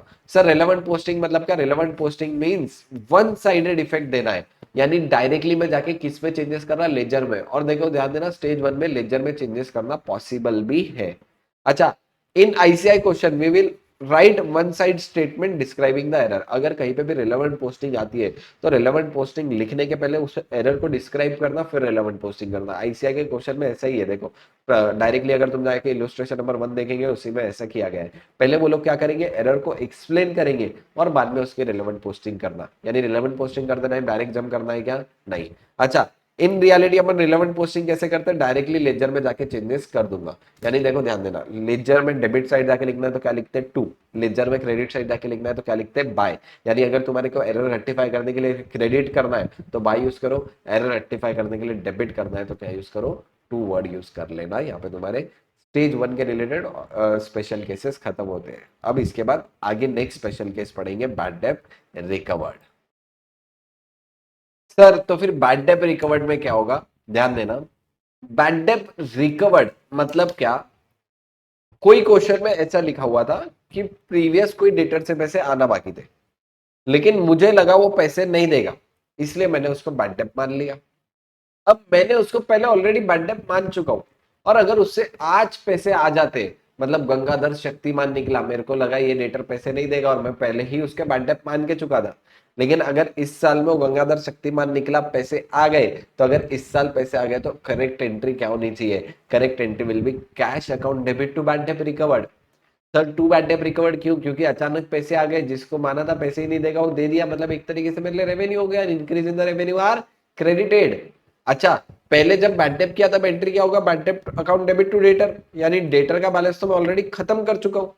तो ऐसे केस में जब बैड डेट रिकवर्ड हो जाते हैं तो correct entry will be, correct entry क्या हो जाएगी मेरी, cash account debit to bad debt recovered. लेकिन अगर क्वेश्चन में ऐसा मेंशन किया है कि बैड डेट रिकवर्ड की जगह उसके पर्सनल अकाउंट को लेके गया, उसके पर्सनल अकाउंट मतलब क्या, डेटर अकाउंट को लेके गया, तो क्या entry cash account debit to debtor होनी चाहिए थी क्या, नहीं, एंट्री क्या होनी चाहिए थी, cash account debit to bad debt recovered. गलती को सुधारो, डेटर क्रेडिट नहीं होना चाहिए था, डेटर को डेबिट कर दो। सेकंड चीज, एक्चुअल में क्या क्रेडिट होना चाहिए था, बैड डेट रिकवर्ड, तो मेरी रेक्टिफिकेशन एंट्री क्या बन जाएगी, debtor account debit to bad debt recovered. देखो वही लिखा हुआ है, in case any debtor earlier recorded as a bad debt, write off means already considered as expense, मतलब उसको राइट ऑफ कर दिया, मतलब उसको खर्चा मान लिया, बैड डेट मान लिया, no amount is pending in the personal account, उसके डेटर के पर्सनल अकाउंट में कुछ भी पेंडिंग होगा क्या, नहीं। अब नाउ अमाउंट इज रिकवर्ड, अगर अमाउंट अब रिकवर्ड होती है तो credited to bad debt recovered and considered as income, मैं उसको बैड डेट रिकवर्ड को लेके जाऊंगा और इनकम कंसीडर करूंगा। It will not be credited to personal account of debtor. Illustration number 3, adjustment number 4 एक बार तुमको बता भी देता हूं, देखो ध्यान देना। इलस्ट्रेशन 3 एडजस्टमेंट नंबर 4, फटाफट आ जाओ। 1 2 3, हाँ देखो ध्यान देना, ये वाली, an amount of ₹200 due from Mahesh Chand, किससे ₹200 ड्यू थे, महेश चंद से, which had been written off as a bad डेब्ट इन प्रीवियस ईयर, बैड डेब्ट कब मान लिया था, पिछले साल ही इसको बैड डेब्ट मान चुका मैं, अब अनएक्सपेक्टेडली रिकवर हो गए। देखो जिसको पिछले साल ऑलरेडी बैड डेब्ट मान चुका, अब वो रिकवर हो गए, अब अचानक से पैसे आ गए। Had been posted to the personal account of Mahesh Chand, Mahesh Chand के पर्सनल अकाउंट में जाने चाहिए थे क्या, नहीं, ऐसे केस में ध्यान देना, महेश चंद के पर्सनल अकाउंट को जाने ही नहीं चाहिए थे। अब देखो महेश चंद के पर्सनल अकाउंट एंट्री में क्या हुआ होगा, ध्यान देखना, cash account debit to Mahesh Chand, Mahesh Chand credit नहीं होना था, महेश चंद को गलती को सुधारो, डेबिट कर दो। सेकंड स्टेप एक्चुअल में जो होना चाहिए था, एक्चुअल में क्या क्रेडिट होना चाहिए था, बैड डेट रिकवर्ड, तो बैड डेट रिकवर्ड को क्रेडिट कर देना, मेरी जर्नल एंट्री क्या हो जाएगी, Mahesh Chand account debit to bad debt recovered, मेरी रेक्टिफिकेशन जर्नल एंट्री हो जाएगी। अच्छा, कुछ और इंपॉर्टेंट मैंने देखो यहाँ पे मार्क किए cases. A purchase of goods from Ram amounting 150 has been wrongly entered through the sales book। अब देखो राम से परचेस किया, राम से परचेस किया, एंट्री एंट्री क्या हुई होगी, देखो ध्यान देना, correct entry will be purchase account debit to Ram account. देखो जो जो अच्छे एडजस्टमेंट है मैं यहाँ पे एक्सप्लेन करूंगा तुम। एंट्री क्या होनी चाहिए थी, purchase account debit to Ram. अब यहाँ पे कहाँ पे गलती से रिकॉर्ड किया, सेल्स बुक में, मतलब टू सेल्स रिकॉर्ड किया। आप एक बात बताओ, सेल्स बुक गलत, तो राम का अकाउंट भी गलत हुआ होगा क्या, यस, क्योंकि राम के बारे में कुछ नहीं बोला, तो सेल्स बुक गलत तो राम भी गलत, तो राम अकाउंट क्या हुआ होगा, राम अकाउंट हुआ होगा डेबिट 150 और 150। होना क्या चाहिए था, देखो purchase account debit to Ram account होना चाहिए था 150 और 150। सबसे पहली स्टेप क्या थी, गलती को सुधारो, गलती को सुधारो, क्या सेल्स अकाउंट क्रेडिट होना चाहिए था क्या, नहीं, तो रेक्टिफिकेशन एंट्री में क्या कर देना, सेल्स अकाउंट डेबिट कर दो 150 से। एक्चुअल में क्या डेबिट होना चाहिए था, परचेस, तो परचेस अकाउंट डेबिट कर दो 150 से। अच्छा, फिर राम को मैं रॉन्ग साइड कंसीडर कर सकता क्या, yes, wrong side Ram credit होना था, डेबिट हुआ, ऐसे केस में क्या करते, डबल से अपोजिट इफेक्ट टू राम, कितने से कर दूंगा, 300, तो मेरी रेक्टिफिकेशन एंट्री बन जाएगी sales account debit 150, purchase account debit 150 to Ram account 300 rupees, ये मेरी जर्नल एंट्री बन जाएगी। अच्छा, यहाँ पे एक और है, देखो एरर ऑफ प्रिंसिपल का example, ₹500 paid for the purchase of furniture, furniture purchase किया, एंट्री क्या होनी चाहिए, furniture account debit to cash has been charge to the ordinary purchase account, purchase account को लेके चले गया, purchase account debit to cash हुआ। क्या परचेस अकाउंट डेबिट होना चाहिए था क्या, नहीं, गलती को सुधारो, क्रेडिट कर दो। सेकेंड स्टेप क्या, एक्चुअल में जो होना चाहिए था, एक्चुअल में क्या डेबिट होना चाहिए था, फर्नीचर, तो यहाँ पे मेरी रेक्टिफिकेशन एंट्री क्या हो जाएगी, furniture account debit to purchase account, यानी क्या किए, पहले गलती को सुधारे, 500 से होगी एंट्री, पहले गलती को सुधारे, सेकेंड स्टेप एक्चुअल में जो होना चाहिए था वो करें, ठीक है। और कोई एंट्री है क्या, देखो यहाँ पे sales book has been total short, sales book की टोटल शॉर्ट हुई। एक बात बताओ, फटाफट बता दो, सेल्स अकाउंट क्या होता है, क्रेडिट होता है या डेबिट होता है, क्रेडिट होगा। शॉर्ट के केस में अंडर कास्टिंग, अंडर कास्टिंग के केस में सेम इफेक्ट, पहले भी क्रेडिट होता था, अभी भी क्या करेंगे, क्रेडिट करेंगे, तो टू सेल्स हो जाएगा 100 रुपए से, विदाउट सस्पेंस है तो रिलेवेंट पोस्टिंग कर दो, डेबिट को कुछ नहीं है, तो सस्पेंस अकाउंट के credit side by under casting in totalling of sales book 100 रुपए लिख दूंगा। सस्पेंस है तो एंट्री क्या करूंगा, suspense account debit to sales entry कर दो। अच्छा यहाँ पे टोटल शॉर्ट हुई क्या, इंडिविजुअल के बारे में कुछ भी बोला क्या, नहीं, दिमाग ही नहीं लगाना, टोटल गलत, तो टोटल की सिर्फ सेल्स लेजर पे गलत हुआ। ठीक है, नेक्स्ट क्या हुआ, goods purchased have been posted to the debit of supplier Gupta. अब देखो परचेस के केस में एंट्री क्या होनी चाहिए, purchase account debit to Gupta account, लेकिन हुआ क्या, गुप्ता अकाउंट क्या हो गया, डेबिट हो गया। सेम सिनेरियो अपन पढ़ के आए, ऐसे केस में होगा क्या, देखो ध्यान देना, रॉन्ग साइड क्या करते, wrong side correct amount, double से अपोजिट इफेक्ट। अब 250 से गुप्ता को क्रेडिट कर दूंगा, डेबिट को कुछ नहीं है तो सस्पेंस, सस्पेंस टू गुप्ता कितने से कर दूंगा, 500 से। अच्छा ये दो वेरी वेरी इंपॉर्टेंट है, ध्यान देना, ये वाले में और ये वाले में फर्क बताता हूँ। Discount receive from red and black 15 rupees has not been entered into the discount column of cash book. अब एक बात बताओ, कैश बुक मेरी सब्सिडरी बुक है, सब्सिडरी बुक के डिस्काउंट कॉलम में नहीं लिखा, रेड एंड ब्लैक के लेजर के बारे में कुछ नहीं बोला, गलत मानूंगा क्या, यस, क्योंकि देखो सब्सिडरी बुक में इंडिविजुअल ट्रांजैक्शन गलत, तो उसका लेजर भी इंपैक्ट होगा क्या, यस। यानी यहाँ पे मेरा 15 का डिस्काउंट रिकॉर्ड ही नहीं हुआ, यहाँ पे कंप्लीट ओमिशन मानूंगा, यानी यहाँ पे मेरे को पूरी की पूरी एंट्री पास करनी पड़ेगी। अब डिस्काउंट रिसीव की एंट्री क्या होगी, red and black account debit 15 to discount receive 15। लेकिन वही ये वाले एफ वाले में क्या हुआ, discount allowed to G Mohan has not been entered into the discount column of cash book, ये यहाँ पे रुका क्या, नहीं, यहाँ पे आगे क्या बोला, however account of G Mohan has been correctly posted, जैसे अपन ने पढ़े थे। अब देखो यहाँ पे जी मोहन करेक्ट हुआ, क्या पोस्ट नहीं हुआ, यानी देखो सब्सिडरी बुक का इंडिविजुअल ट्रांजैक्शन है, लेकिन लेजर के बारे में बोला, लेजर करेक्ट है, सिर्फ एक पर्टिकुलर जगह पे गलती हुई, तो जितनी गलती बोला उतनी ही गलती मानेंगे। ऐसे केस में डिस्काउंट अलाउड की एंट्री क्या होती है, discount allowed debit to G Mohan, discount allowed post नहीं हुआ, जी मोहन करेक्ट पोस्ट हुआ क्या, यस। ऐसे केस में क्या करूंगा, डिस्काउंट अलाउड अकाउंट डेबिट कितने से, 18 से, जी मोहन तो आएगा नहीं, जी मोहन करेक्ट है तो 2 का आ जाएगा सस्पेंस, और अगर स्टेज 1 है मतलब विदाउट सस्पेंस करना है तो डिस्काउंट अलाउड के debit side 2 omission in posting of discount allowed 18 रुपए से कर दूंगा। यानी ये दोनों का डिफरेंस समझ में आना चाहिए। देखो यहाँ पे क्या था, ये वाले केस में कुछ भी नहीं बोला और कैश बुक गलत, तो उसका इंडिविजुअल लेजर भी गलत, यहाँ पे बोला इंडिविजुअल लेजर गलत नहीं है, इंडिविजुअल गलत लेजर नहीं है तो नहीं है। ये वाला देखो ध्यान देना, यहाँ पे इंडिविजुअल ट्रांजैक्शन के बारे में ही बात नहीं किया। देखो एक ही तुम्हारे को सब्सिडरी बुक के 3 एग्जांपल एक ही क्वेश्चन में आ गए। यहाँ पे देखो इंडिविजुअल के बारे में नहीं, टोटल के बारे में, टोटल के बारे में बोला, यानी सिर्फ सेल्स का ही आंकड़ा गलत हुआ होगा, डेटर का गलत नहीं हुआ होगा। अच्छा यहाँ पे अगर सब्सिडरी बुक का रेफरेंस ही नहीं दिया तो फिर जो लेजर गलत उतना ही गलत मानना, ठीक है। उसके बाद और कौन सा इंपॉर्टेंट है, देखो ध्यान देना, वेरी गुड। अब purchase of 67 has been posted to the trade payable account as 60, क्या है ये मेरे लिए 67 पोस्ट करना था, ट्रेड पेबल अकाउंट के बारे में ही गलती बोला, तो ट्रेड पेबल अकाउंट ही गलत हुआ होगा 60। क्या लग रहा है यहाँ पे, क्या है ये मेरे लिए, क्या है, अंडर कास्टिंग है। अंडर कास्टिंग के केस में क्या करते हैं, देखो ध्यान देना, अंडर कास्टिंग के केस में अपन देते हैं सेम इफेक्ट, यानी ट्रेड पेबल अकाउंट क्रेडिट होगा तो और ट्रेड पेबल अकाउंट क्रेडिट कितने से जाके करूंगा, 7 रुपए से ट्रेड पेबल अकाउंट जाके क्रेडिट कर दूंगा। अच्छा यहाँ पे देखो ध्यान देना, ये वाला इंपॉर्टेंट है, क्यों, इसके पीछे का लॉजिक भी बताता। ₹100 paid for the purchase of motorcycle for mister Dutt for his personal use. अब देखो उसने खुद के पर्सनल यूज के लिए मोटरसाइकिल खरीदा, अगर उसने खुद के पर्सनल यूज के लिए लिया, अच्छा पहले की जो मॉड्यूल थी ना वहां पे पर्सनल यूज वाली लाइन नहीं थी, न्यू मॉड्यूल में उन्होंने पर्सनल यूज वाली लाइन डाल दी। अब मिस्टर दत्त ने पर्सनल यूज के लिए मोटरसाइकिल खरीदा तो क्या होनी चाहिए, drawings account debit to cash, लेकिन charge to miscellaneous expense, entry क्या होगी, miscellaneous expense account debit to cash.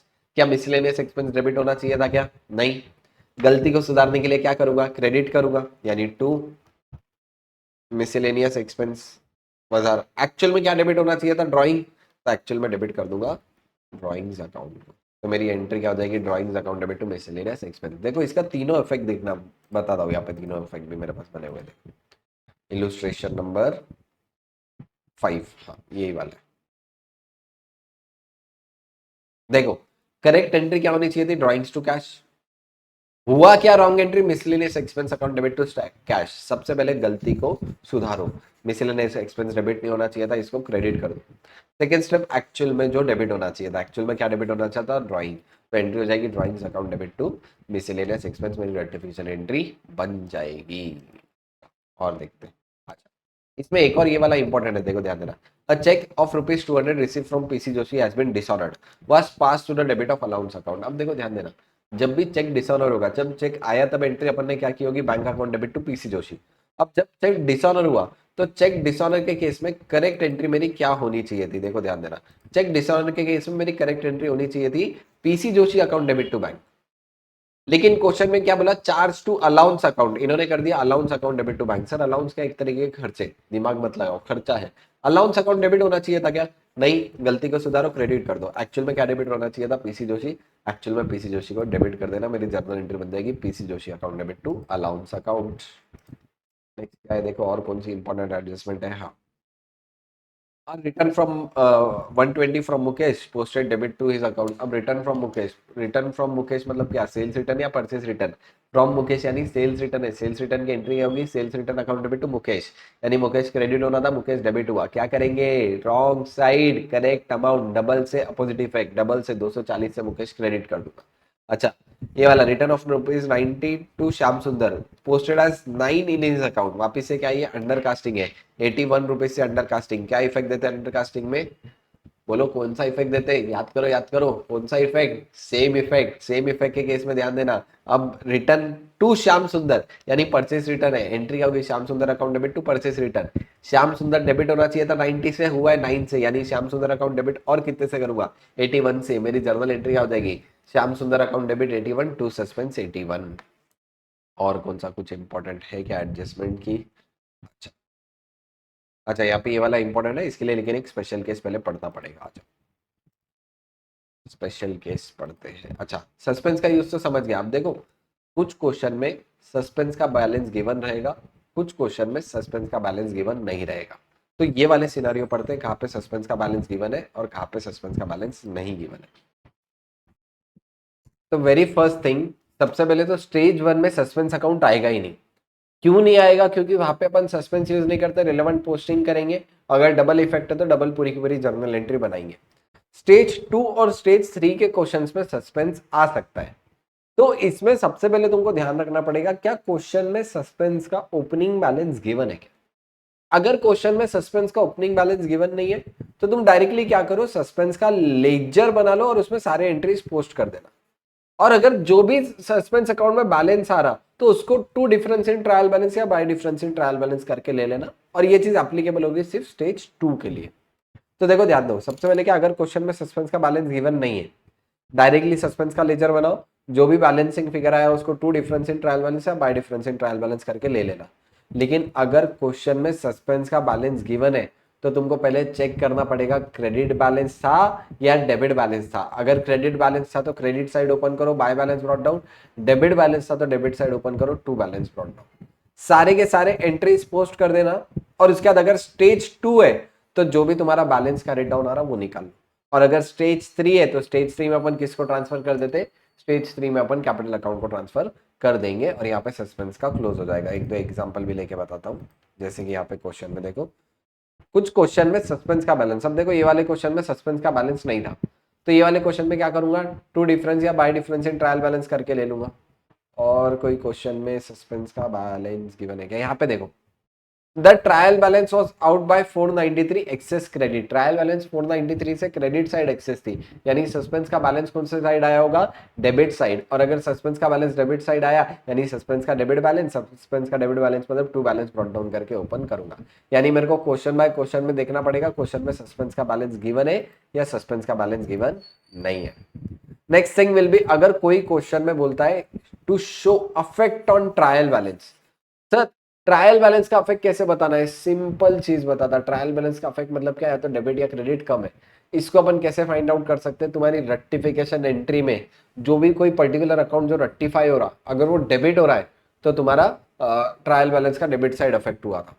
अगर तुम्हारे रेक्टिफिकेशन एंट्री में कोई अकाउंट क्रेडिट हो रहा है यानी तुम्हारे अकाउंट में trial balance credit side affect हुआ था। देखो वही है यहाँ पे, rectification of errors, rectification entries which has suspense और relevant posting will affect the trial balance. देखो ध्यान देना, जहां पे सस्पेंस है या जहां पे रिलेवेंट पोस्टिंग हो रही है वहीं पे ट्रायल बैलेंस अफेक्ट होगा। जहां पे पूरी की पूरी एंट्री मैच हो गई मतलब डेबिट और क्रेडिट इक्वल है, वहां पे ट्रायल बैलेंस अफेक्ट होगा क्या? नहीं। अगर तुमको याद देना हो तो जैसे एरर ऑफ प्रिंसिपल में ट्रायल बैलेंस अफेक्ट नहीं होता, एरर ऑफ ओमिशन में ट्रायल बैलेंस अफेक्ट नहीं होता, तो ऐसे सिनारियो टू सिनारियो बेसिस पे मेरे को देखना पड़ेगा। Next you have to find out the effect on trial balance, first check rectification entries. Rectification entries check कर लो, ट्रायल बैलेंस के ऊपर अफेक्ट निकालना है तो। अगर सस्पेंस अकाउंट रेक्टिफिकेशन एंट्री में डेबिट हुआ तो सस्पेंस का इनवर्स रिलेशन है, trial balance credit side affect होगा। अगर रेक्टिफिकेशन एंट्री में सस्पेंस क्रेडिट साइड है तो trial balance debit side affect होगा। लेकिन अगर वही सस्पेंस यूज नहीं कर रहा हूँ, रिलेवेंट पोस्टिंग कर रहा हूँ, रिलेवेंट पोस्टिंग डेबिट तो trial balance debit side affect, relevant posting credit तो trial balance affect credit side. इसके लिए इलस्ट्रेशन नंबर 6 देखेंगे अपन। आ जाओ एक बार इलस्ट्रेशन नंबर 6 फटाफट रेफर करते। देखो इलस्ट्रेशन नंबर 6 में अपने को क्या पूछा है, शोर how trial balance would affect the error. अगर यही क्वेश्चन को मैं आके देखूं, इलस्ट्रेशन नंबर 6 ये रहा। अब देखो पहले केस में सेल्स टू फर्नीचर पूरी एंट्री बनी, no effect on trial balance. Shyam Sundar account debit to Ram Mohan पूरी एंट्री बनी, no effect on trial balance. Mohan account debit purchase account debit to Mohan Narayan, क्या पूरी की पूरी एंट्री बनी, yes, no effect on trial balance. Debit को कुछ नहीं है, टू मुकेश सिर्फ क्रेडिट हुआ, रेलेवेंट पोस्टिंग, रेलेवेंट पोस्टिंग कौन सा साइड करूंगा, क्रेडिट साइड, तो ट्रायल बैलेंस कौन सा साइड अफेक्ट होगा, क्रेडिट साइड। यहाँ पे देखो ये वाले केस में relevant posting Shyam Sundar debit हो रहा है, यानी ट्रायल बैलेंस कौन सा साइड अफेक्ट होगा, debit side. Drawing to rent पूरी की पूरी entry, no effect. Mohammed Sadiq debit हुआ, क्रेडिट को कुछ भी है क्या, नहीं है, डेबिट हुआ मतलब debit side trial balance affect होगा। फिर उसके बाद एट्थ वाले में सेल्स क्रेडिट हुआ, यानी ट्रायल बैलेंस की कौन सी साइड अफेक्ट होगी, credit side. Bill receivable again debit हुआ, क्रेडिट को कुछ नहीं है, वापस से ट्रायल बैलेंस की कौन सी साइड अफेक्ट हुई, डेबिट साइड। यानी यहाँ तो फिर देखो रिलेवेंट पोस्टिंग में डेबिट क्रेडिट क्या है वो, या तो फिर अगर यही एंट्री में सस्पेंस लेता तो सस्पेंस कैसे लेता, बिल्स रिसीवेबल टू सस्पेंस। अब ऐसे केस में अगर सस्पेंस क्रेडिट हुआ तो डेबिट साइड अफेक्ट, सस्पेंस यहाँ पे डेबिट होता तो क्रेडिट साइड अफेक्ट होता। तो सस्पेंस का भी उल्टा ले सकते हो या फिर करेक्शन का भी उल्टा ले सकते हो। नेक्स्ट क्या है देखो, ध्यान देना, sale of fix asset, very very very important example, ध्यान देना। अगर दो चीजें, देखो दो चीजें मैं तुमको बताता हूँ, एक तो सेल एसेट होगा, इसकी जगह पे अपन इन्वेस्टमेंट सोल्ड का भी एक क्वेश्चन था, दोनों सिनेरियो तुमको बता रहा हूँ। या तो इन्वेस्टमेंट या फिर फिक्स एसेट सोल्ड किया, तो ऐसे केस में क्या होता, कभी भी परचेस ऑफ इन्वेस्टमेंट या परचेस ऑफ फिक्स एसेट के केस में परचेस अकाउंट डेबिट नहीं होगा। सिमिलर वे में जब सेल ऑफ फिक्स एसेट हो या सेल ऑफ इन्वेस्टमेंट हो तो सेल्स अकाउंट क्रेडिट नहीं होगा, फिक्स एसेट ही क्रेडिट होना चाहिए या इन्वेस्टमेंट ही क्रेडिट होना चाहिए। अब इसको फाइंड आउट कैसे करेंगे, देखो ध्यान देना। सपोज 1000 रुपए का एसेट है और मैंने बेचा 1200 में, तो यानी कितने का प्रॉफिट हो गया, देखो मैंने कितने में सेल आउट किया 1200, मेरा 200 रुपए का क्या हो गया, प्रॉफिट।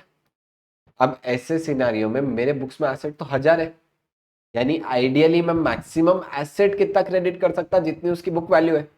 यहाँ पे एसेट की बुक वैल्यू 1000 थी, तो मैं मैक्सिमम एसेट को क्रेडिट कितना करूंगा, 1000 रुपए से। लेकिन बेचा कितने में, 1200, मतलब बैंक अकाउंट डेबिट, बैंक से पैसे कितने आएंगे, 1200। टू एसेट सेल किया कितने में, 1000 में, तो 200 का क्या हो गया, प्रॉफिट। अच्छा प्रॉफिट मतलब revenue, and increase in the revenue are credited. तो ऐसे सिनेरियो में to profit on sale of asset या फिर इन्वेस्टमेंट कर दूंगा कितना, 200 रुपए। अच्छा अगर सिमिलर वे में यहाँ पे बेचा होता 800 में, तो कितने का लॉस होता, 200 का। अब आइडियली देखो मेरे को मेरे बुक से एसेट या इन्वेस्टमेंट तो पूरा हटाना पड़ेगा बिक गया तो, यानी टू एसेट 1000 ही होगा, लेकिन बैंक से पैसे कितने आने वाले हैं, बैंक से पैसे आने वाले हैं 800। अगर बैंक से पैसे आने वाले 800, एसेट गया 1000 का, 200 का क्या हुआ, लॉस। लॉस हुआ, loss on sale of asset क्या होगा, एक्सपेंस है, डेबिट होगा, loss on sale of asset debit कर देना 200 से। वही यहाँ पे लिखा हुआ है देखो, in case of sale of asset fix asset will be credited with the book value, जो भी बुक वैल्यू रही वो ले लो। बुक वैल्यू कैसे फाइंड आउट करेंगे, purchase cost minus depreciation till date, मेरी क्या निकल के आएगी, बुक वैल्यू निकल के आएगी। अच्छा सेल ऑफ फिक्स एसेट पे लॉस हो सकता, लॉस हुआ तो पी एंड डेबिट कर देना लॉस को, प्रॉफिट हुआ तो प्रॉफिट को क्रेडिट कर देना, profit on sale on fix asset, loss हुआ तो लॉस को, loss on sale of fix asset debit कर देना। सेम में इन्वेस्टमेंट में भी अगर लॉस हुआ, इन्वेस्टमेंट बेचा, लॉस हुआ, लॉस को डेबिट करो, प्रॉफिट हुआ, प्रॉफिट को क्रेडिट कर दो। और रिवर्स कितना करूंगा, इन्वेस्टमेंट या फिक्स एसेट क्रेडिट करूंगा उसकी बुक वैल्यू से, मतलब बुक्स में जितने पे रिकॉर्डेड है। इसके लिए प्रैक्टिकल क्वेश्चन नंबर 1 की एडजस्टमेंट नंबर 5 एक बार देखते हैं। Practical question number 1 adjustment number 5, अब देखो क्या लिखा हुआ है। A vehicle bought originally for 7000, कितने की व्हीकल परचेज खरीदा था, 7000, लेकिन 4 साल पहले खरीदा। अब यहाँ पे देखो व्हीकल वॉज डेप्रिसिएटेड टू 1200, ये इंपॉर्टेंट, डेप्रिसिएटेड टू 1200, मतलब करंट वैल्यू 1200 है, 1200 से डेप्रिसिएट हुआ, करंट बुक वैल्यू 1200 है, डेप्रिसिएटेड टू मतलब 7000 की चीज मैंने 1200 रुपए तक डेप्रिसिएट की, यानी अभी बुक वैल्यू कितनी आ जाएगी मेरी, अभी बुक वैल्यू है मेरी 1200। अच्छा अगर यहाँ पे टू की जगह बाय रहता तो फिर मैं 7000 माइनस 1200 करता, 7000 माइनस 1200 और उतनी मेरी बुक वैल्यू आती। अच्छा यहाँ पे अगर ऐसा देता डेप्रिसिएटेड ईच ईयर बाय 1200, तो 1200 इंटू कितने साल हुए, 4 साल, 4 साल का डेप्रिसिएशन माइनस करके फिर बुक वैल्यू निकालता। तो यानी मेरे को क्वेश्चन बाय क्वेश्चन के बेसिस पे देखना पड़ेगा क्या गिवन है। यहाँ पे क्या गिवन था, डेप्रिसिएटेड टू गिवन है, यानी 7000 की मेरा एसेट था, डेप्रिसिएटेड टू 1200, यानी बुक वैल्यू करंट कितनी हो गई, 1200 मेरी करंट में बुक वैल्यू है। अब 1200 की चीज मैंने बेचा कितने में, 1500 में, तो कितने का प्रॉफिट हुआ, 300 का प्रॉफिट हुआ। अच्छा यहाँ पे एंट्री ही पास ऑन नहीं हुई, अदर देन बैंक, बैंक की एंट्री पास ऑन नहीं, लेकिन उसके अलावा कोई भी एंट्री पास ऑन नहीं हुई, क्या मेरे को एंट्री पास ऑन करनी पड़ेगी क्या, यस। ऐसे केस में होगा क्या, एसेट क्रेडिट कर दूंगा, मतलब व्हीकल अकाउंट टू व्हीकल कितने का था, 1500 बुक वैल्यू थी, बुक वैल्यू 1200 थी, तो बुक वैल्यू 1200 से क्रेडिट करूंगा, टू व्हीकल 1200 हो जाएगा। उसके अलावा देखना, ध्यान देना कितने का प्रॉफिट था, 300, तो to profit on sale on vehicle 300 आ जाएगा। डेबिट को कुछ नहीं था, तो डेबिट को कुछ नहीं था, तो सस्पेंस एंट्री हो जाएगी, suspense account debit to vehicle 1200 to profit on sale of vehicle 300। देखो एक बार यही आंसर है क्या, बता देता हूँ यहाँ से भी, प्रैक्टिकल क्वेश्चन नंबर 1 ये रहा। देखो एंट्री होनी क्या चाहिए थी, bank account debit to vehicle to profit on sale of vehicle, ठीक है, लेकिन बैंक अकाउंट डेबिट तो हुआ, क्रेडिट कुछ भी हुआ ही नहीं, तो क्रेडिट व्हीकल को 1200 से कर दो, profit on sale of vehicle 300 से कर दो, डेबिट को कुछ नहीं है तो क्या आ जाएगा, सस्पेंस आ जाएगा। अच्छा ऐसा एक क्वेश्चन एडिशनल क्वेश्चन बैंक में भी था, वो वाला भी क्वेश्चन एक बार बता देता हूँ फटाफट। क्वेश्चन व्हीकल सेल वाला, एक ही सेकंड, देखो कहीं दिख रहा है क्या,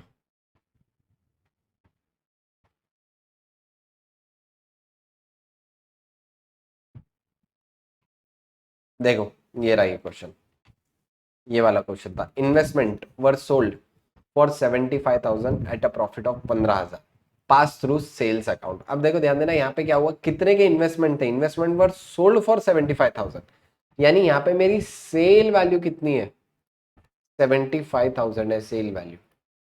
अच्छा यहाँ पे प्रॉफिट कितने का हुआ, प्रॉफिट हुआ मेरा कितने का, 15,000 का मेरा प्रॉफिट हो गया। तो ऐसे सिनारियो में ध्यान देना, कॉस्ट ऑफ इन्वेस्टमेंट या बुक वैल्यू ऑफ इन्वेस्टमेंट कितनी थी, मेरी बुक वैल्यू ऑफ इन्वेस्टमेंट थी 60,000। तो ऐसे केस में मेरी करेक्ट एंट्री क्या होनी चाहिए, देखो करेक्ट एंट्री मेरी क्या होनी चाहिए थी, बैंक अकाउंट डेबिट, कितने से बैंक में पैसे आएंगे बोलो, 75,000 आ जाएंगे, टू इन्वेस्टमेंट, कितने की इन्वेस्टमेंट है 60, उसके बाद to profit on sale of investment, to profit on sale of investment कितना आ जाएगा 15,000। आइडियली ये करेक्ट एंट्री होनी चाहिए, लेकिन क्वेश्चन में क्या बोला, क्वेश्चन में क्या दिक्कत हो गई, क्वेश्चन में क्या बोला, पास थ्रू सेल्स अकाउंट, मैंने इन दोनों की जगह क्या ले लिया, सेल्स ले लिया। तब ये एंट्री को रेक्टिफाई क्या करूंगा, सेल्स क्रेडिट नहीं होना चाहिए था, तो सेल्स को डेबिट कर दो। एक्चुअल में क्या क्रेडिट होना चाहिए था, investment and profit on sale of investment. तो वो सिनारियो में मेरी एंट्री क्या हो जाएगी, देखो sales account debit to investment and to profit on sale of investment, वही दिया क्या, देखो यस। देखो sales account debit 75 to investment 60 to profit on sale, directly इन्होंने P&L अकाउंट लिखा, अपन क्या लिख सकते हैं, profit on sale of investment भी लिख सकते हैं, समझा। तो आ जाओ आगे बढ़ते हैं, ये हो गया। अच्छा प्रोविजन फॉर डाउटफुल डेब्ट वाला प्रैक्टिकल क्वेश्चन नंबर 1 का डिटेल में मैंने वीडियो बनाया है। अभी अपन क्या करेंगे, ये वीडियो के एंड में ऑटोमेटिकली वो वाली वीडियो प्ले हो जाएगी, ठीक है, मतलब यही वीडियो में मैं कट शट करके वो वाली वीडियो डाल दूंगा। प्रैक्टिकल क्वेश्चन नंबर 1 की प्रोविजन वाली एडजस्टमेंट मैंने हर एक लाइन बाय लाइन डिटेल में बताया है एग्जाम्पल लेके। तो मैं क्या करूंगा, ये वीडियो के एंड में वो वीडियो ऑटोमेटिक चल जाएगी, तो जिन्होंने वो वीडियो ऑलरेडी देख ली थी वो स्किप कर देना, और जिन्होंने नहीं देखी वो वहां पे रेफर कर लेना, मतलब ये वीडियो के एंड में ही ऑटोमेटिकली प्रैक्टिकल क्वेश्चन नंबर 1 अपन सॉल्व कर लेंगे, ठीक है। उसके बाद एक क्वेश्चन था practical question number 2, how to show the effect on profit. अब देखो अगर मेरे को कहीं पे भी प्रॉफिट के ऊपर क्या इंपैक्ट हुआ, मेरे रेक्टिफिकेशन एंट्री का ये फाइंड आउट करना है, तो सिंपल, बहुत सिंपल है ये वाला आंसर। अगर तुम्हारी रेक्टिफिकेशन एंट्री में इनकम या फिर एक्सपेंस डेबिट होता है, यानी P&L अफेक्ट हुआ, प्रॉफिट अफेक्ट हुआ, अब इनकम और एक्सपेंस डेबिट होना, increase in the expenses are debited, ऐसे केस में डेबिट हुआ यानी मेरा प्रॉफिट कम हो जाएगा, it will reduce the profit. अब देखो सिंपली रेक्टिफिकेशन जर्नल एंट्री पे जाओ, उसमें इनकम और एक्सपेंस का अकाउंट डेबिट हो रहा है क्या, देखो अगर इनकम और एक्सपेंस का अकाउंट डेबिट हो रहा है तो प्रॉफिट रिड्यूस होगा। सेकेंडली अगर कोई इनकम और एक्सपेंस का अकाउंट क्रेडिट हो रहा है, तो ऐसे सिनेरियो में अगर कोई इनकम और एक्सपेंस का अकाउंट क्रेडिट हुआ तो रेक्टिफिकेशन जर्नल एंट्री में प्रॉफिट बढ़ जाएगा, क्योंकि increase in the profit are increase in the revenue are credited, यानी रेक्टिफिकेशन जर्नल एंट्री चेक कर लो, अगर क्रेडिट हो रहा है तो प्रॉफिट बढ़ेगा, डेबिट हो रहा है तो प्रॉफिट कम होगा। देखो प्रैक्टिकल क्वेश्चन नंबर 2 है, अपन जाके देखते हैं एक बार।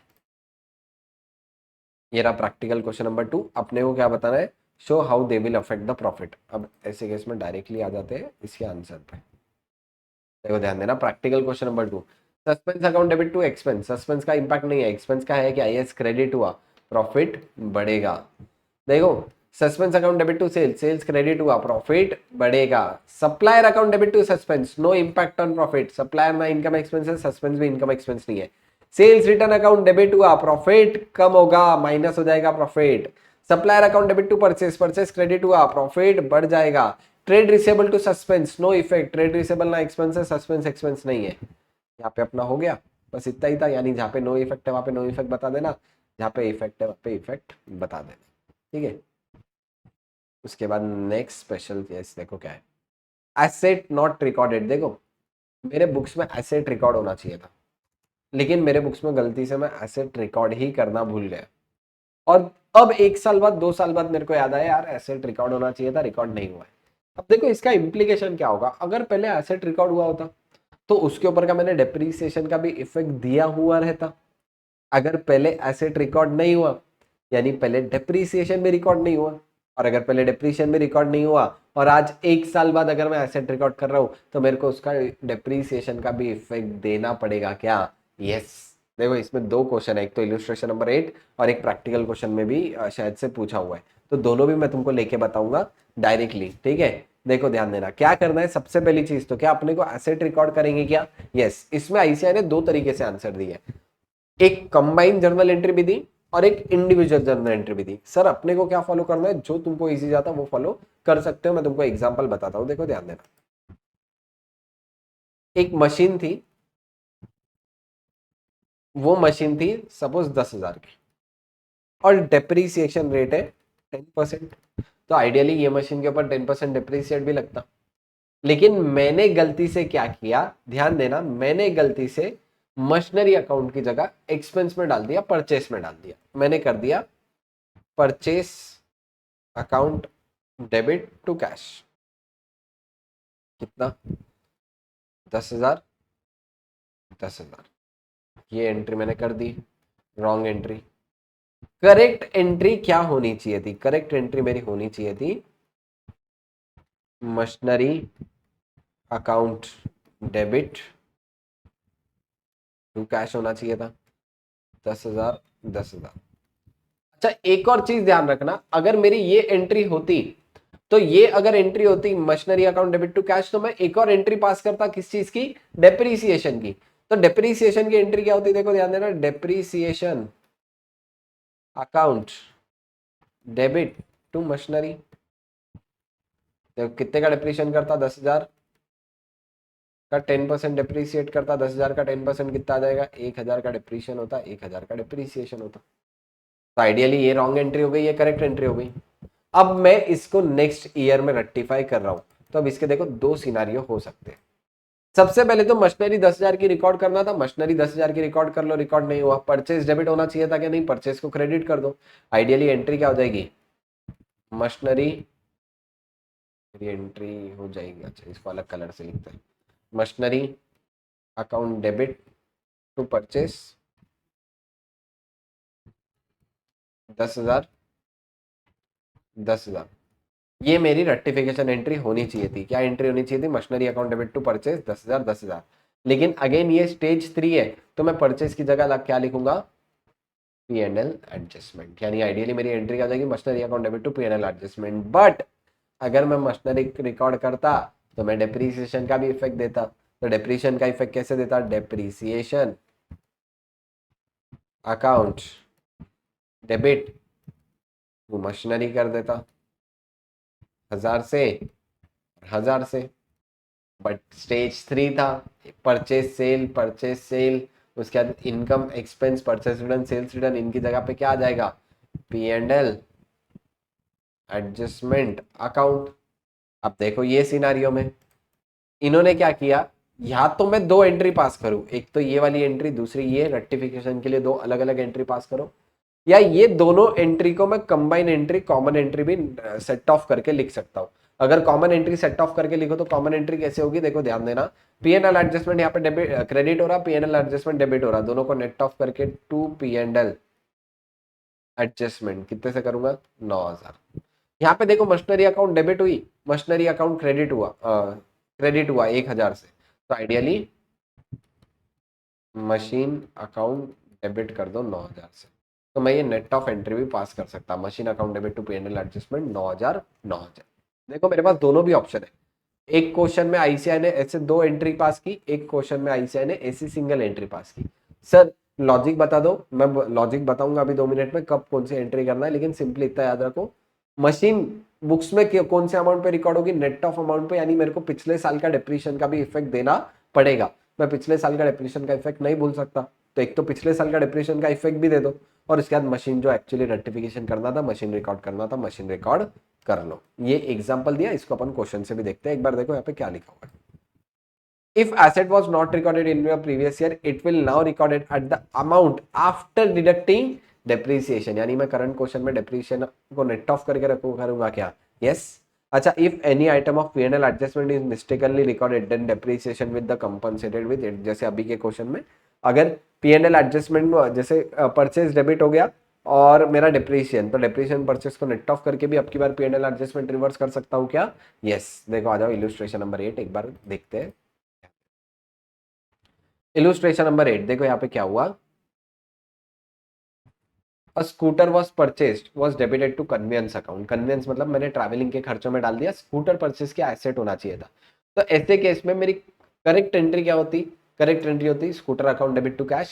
अच्छा, ये 3,000 का स्कूटर खरीदता, इसके ऊपर 10% डिप्रीशिएशन भी करता, 10% डिप्रीशिएशन एंट्री क्या होती, depreciation account debit to scooter account, 300 का 300।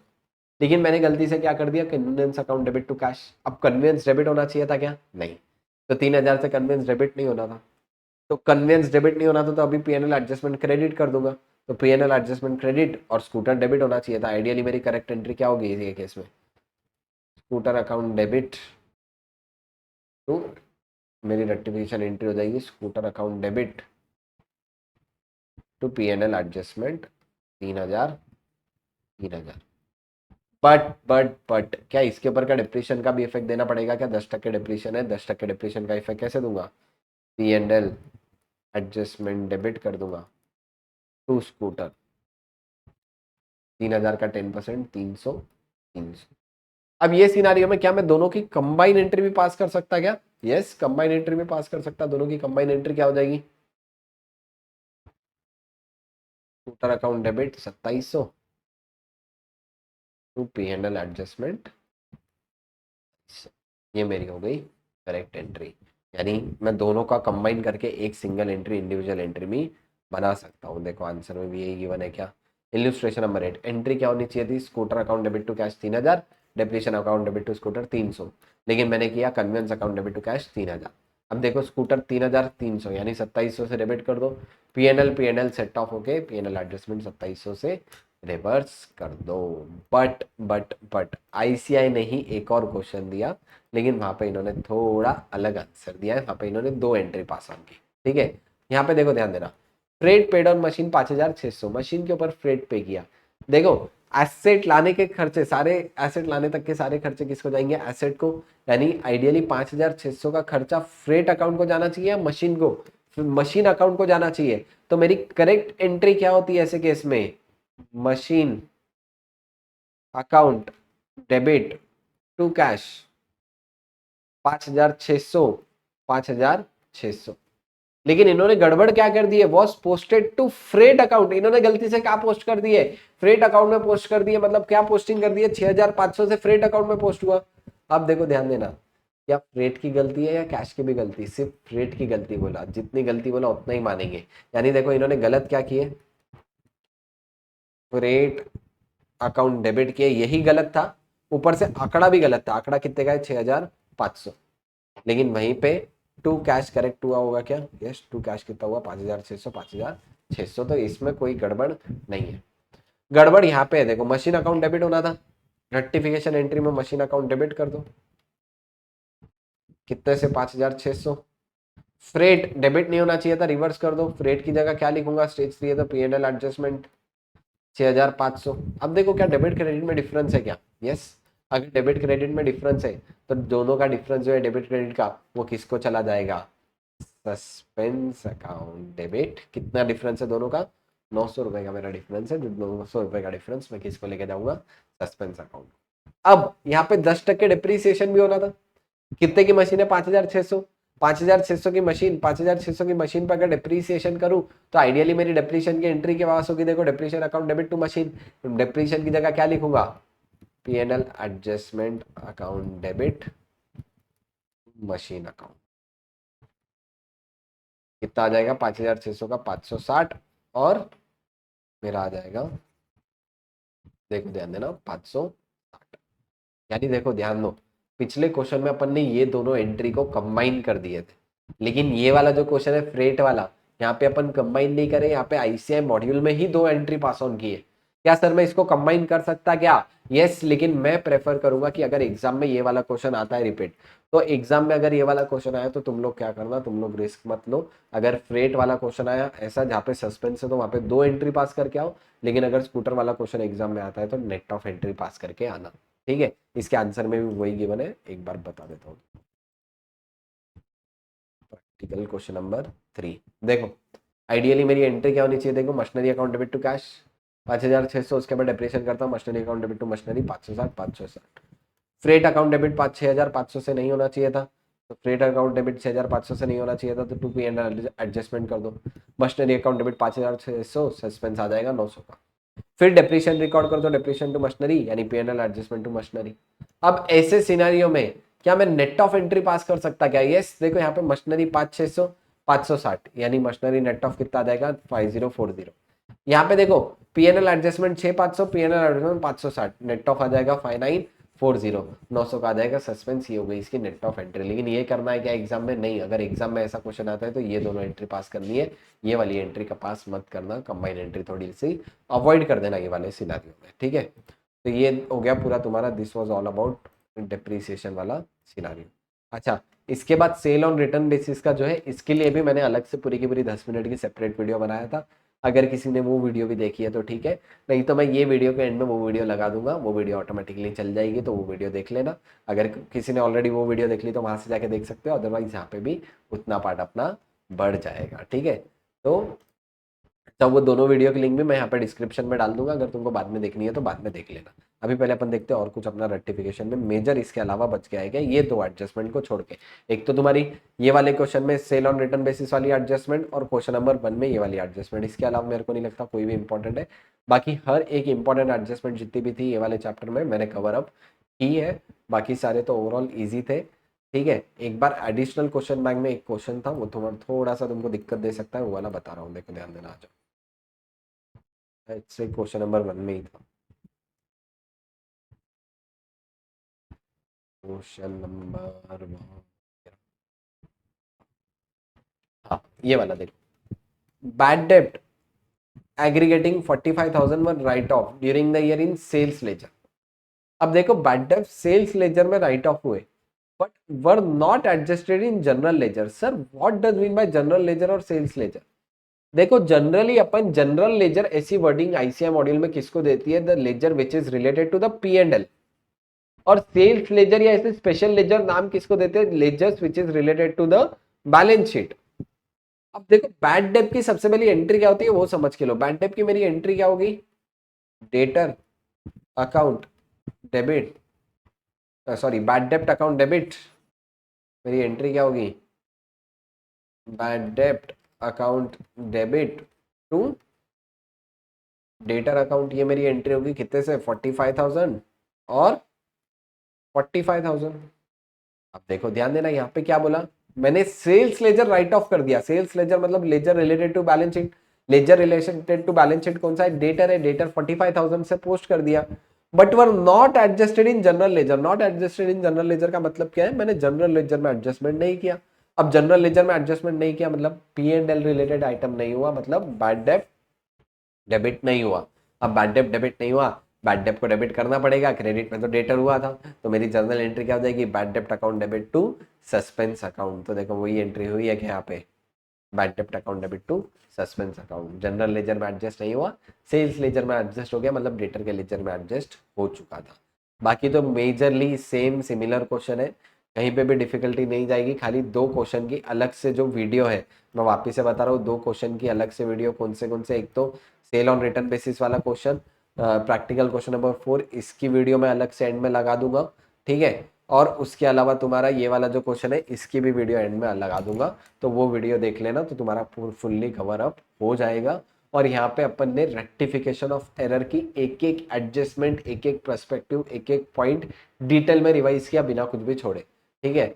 तो ये वीडियो देख लो, तुम्हारा रेक्टिफिकेशन ऑफ एरर्स वाला चैप्टर पूरा का पूरा कवर अप हो जाएगा, हर एक स्पेशल के सिनारियो को पकड़ के, ठीक है। टेंशन लेने की जरूरत नहीं। इसके अलावा बाद में सिर्फ मेरी एडिशनल क्वेश्चन बैंक और मेरे नोट्स या फिर मॉड्यूल सॉल्व कर लोगे तो चलेगा। अगर किसी के पास मेरे नोट्स नहीं है, कोई न्यू स्टूडेंट देख रहा है और अगर मेरे नोट्स ऑर्डर करना चाहते हैं और एडिशनल क्वेश्चन बैंक, तो दोनों भी जो है black and white print out रहेगा, नोट्स और एडिशनल क्वेश्चन बैंक तुम मेरे को टेक्स्ट करके ऑर्डर कर सकते हो। सिर्फ एडिशनल क्वेश्चन बैंक चाहिए तो मेरी लेटेस्ट एडिशनल क्वेश्चन बैंक भी तुम ऑर्डर कर सकते हो, ठीक है। और इसके एंड में दो वीडियो चलेगी, वो वीडियो पूरी की पूरी देखना, बहुत इंपॉर्टेंट है। एक तो प्रैक्टिकल क्वेश्चन नंबर 1 की और इसके बाद तुम्हारा प्रैक्टिकल क्वेश्चन नंबर 4 की, ठीक है। और अगर हाँ ये वीडियो पूरी की पूरी अच्छी लगी तो do share with your friends and subscribe to the channel और वीडियो पूरी देखना। Thank you. आज अपन ये वीडियो में डिस्कस करेंगे सीए फाउंडेशन अकाउंट्स का रेक्टिफिकेशन ऑफ एरर चैप्टर का प्रैक्टिकल क्वेश्चन नंबर 1।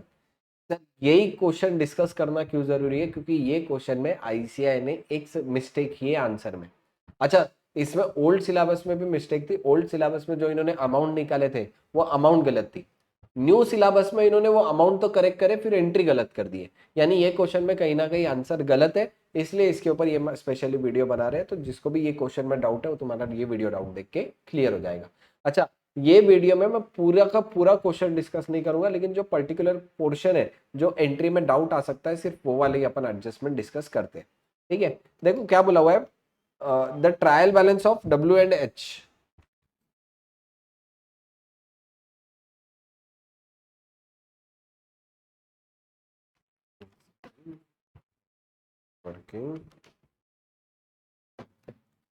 देखो क्या बोला हुआ है, the trial balance of mister W and H fail to agree.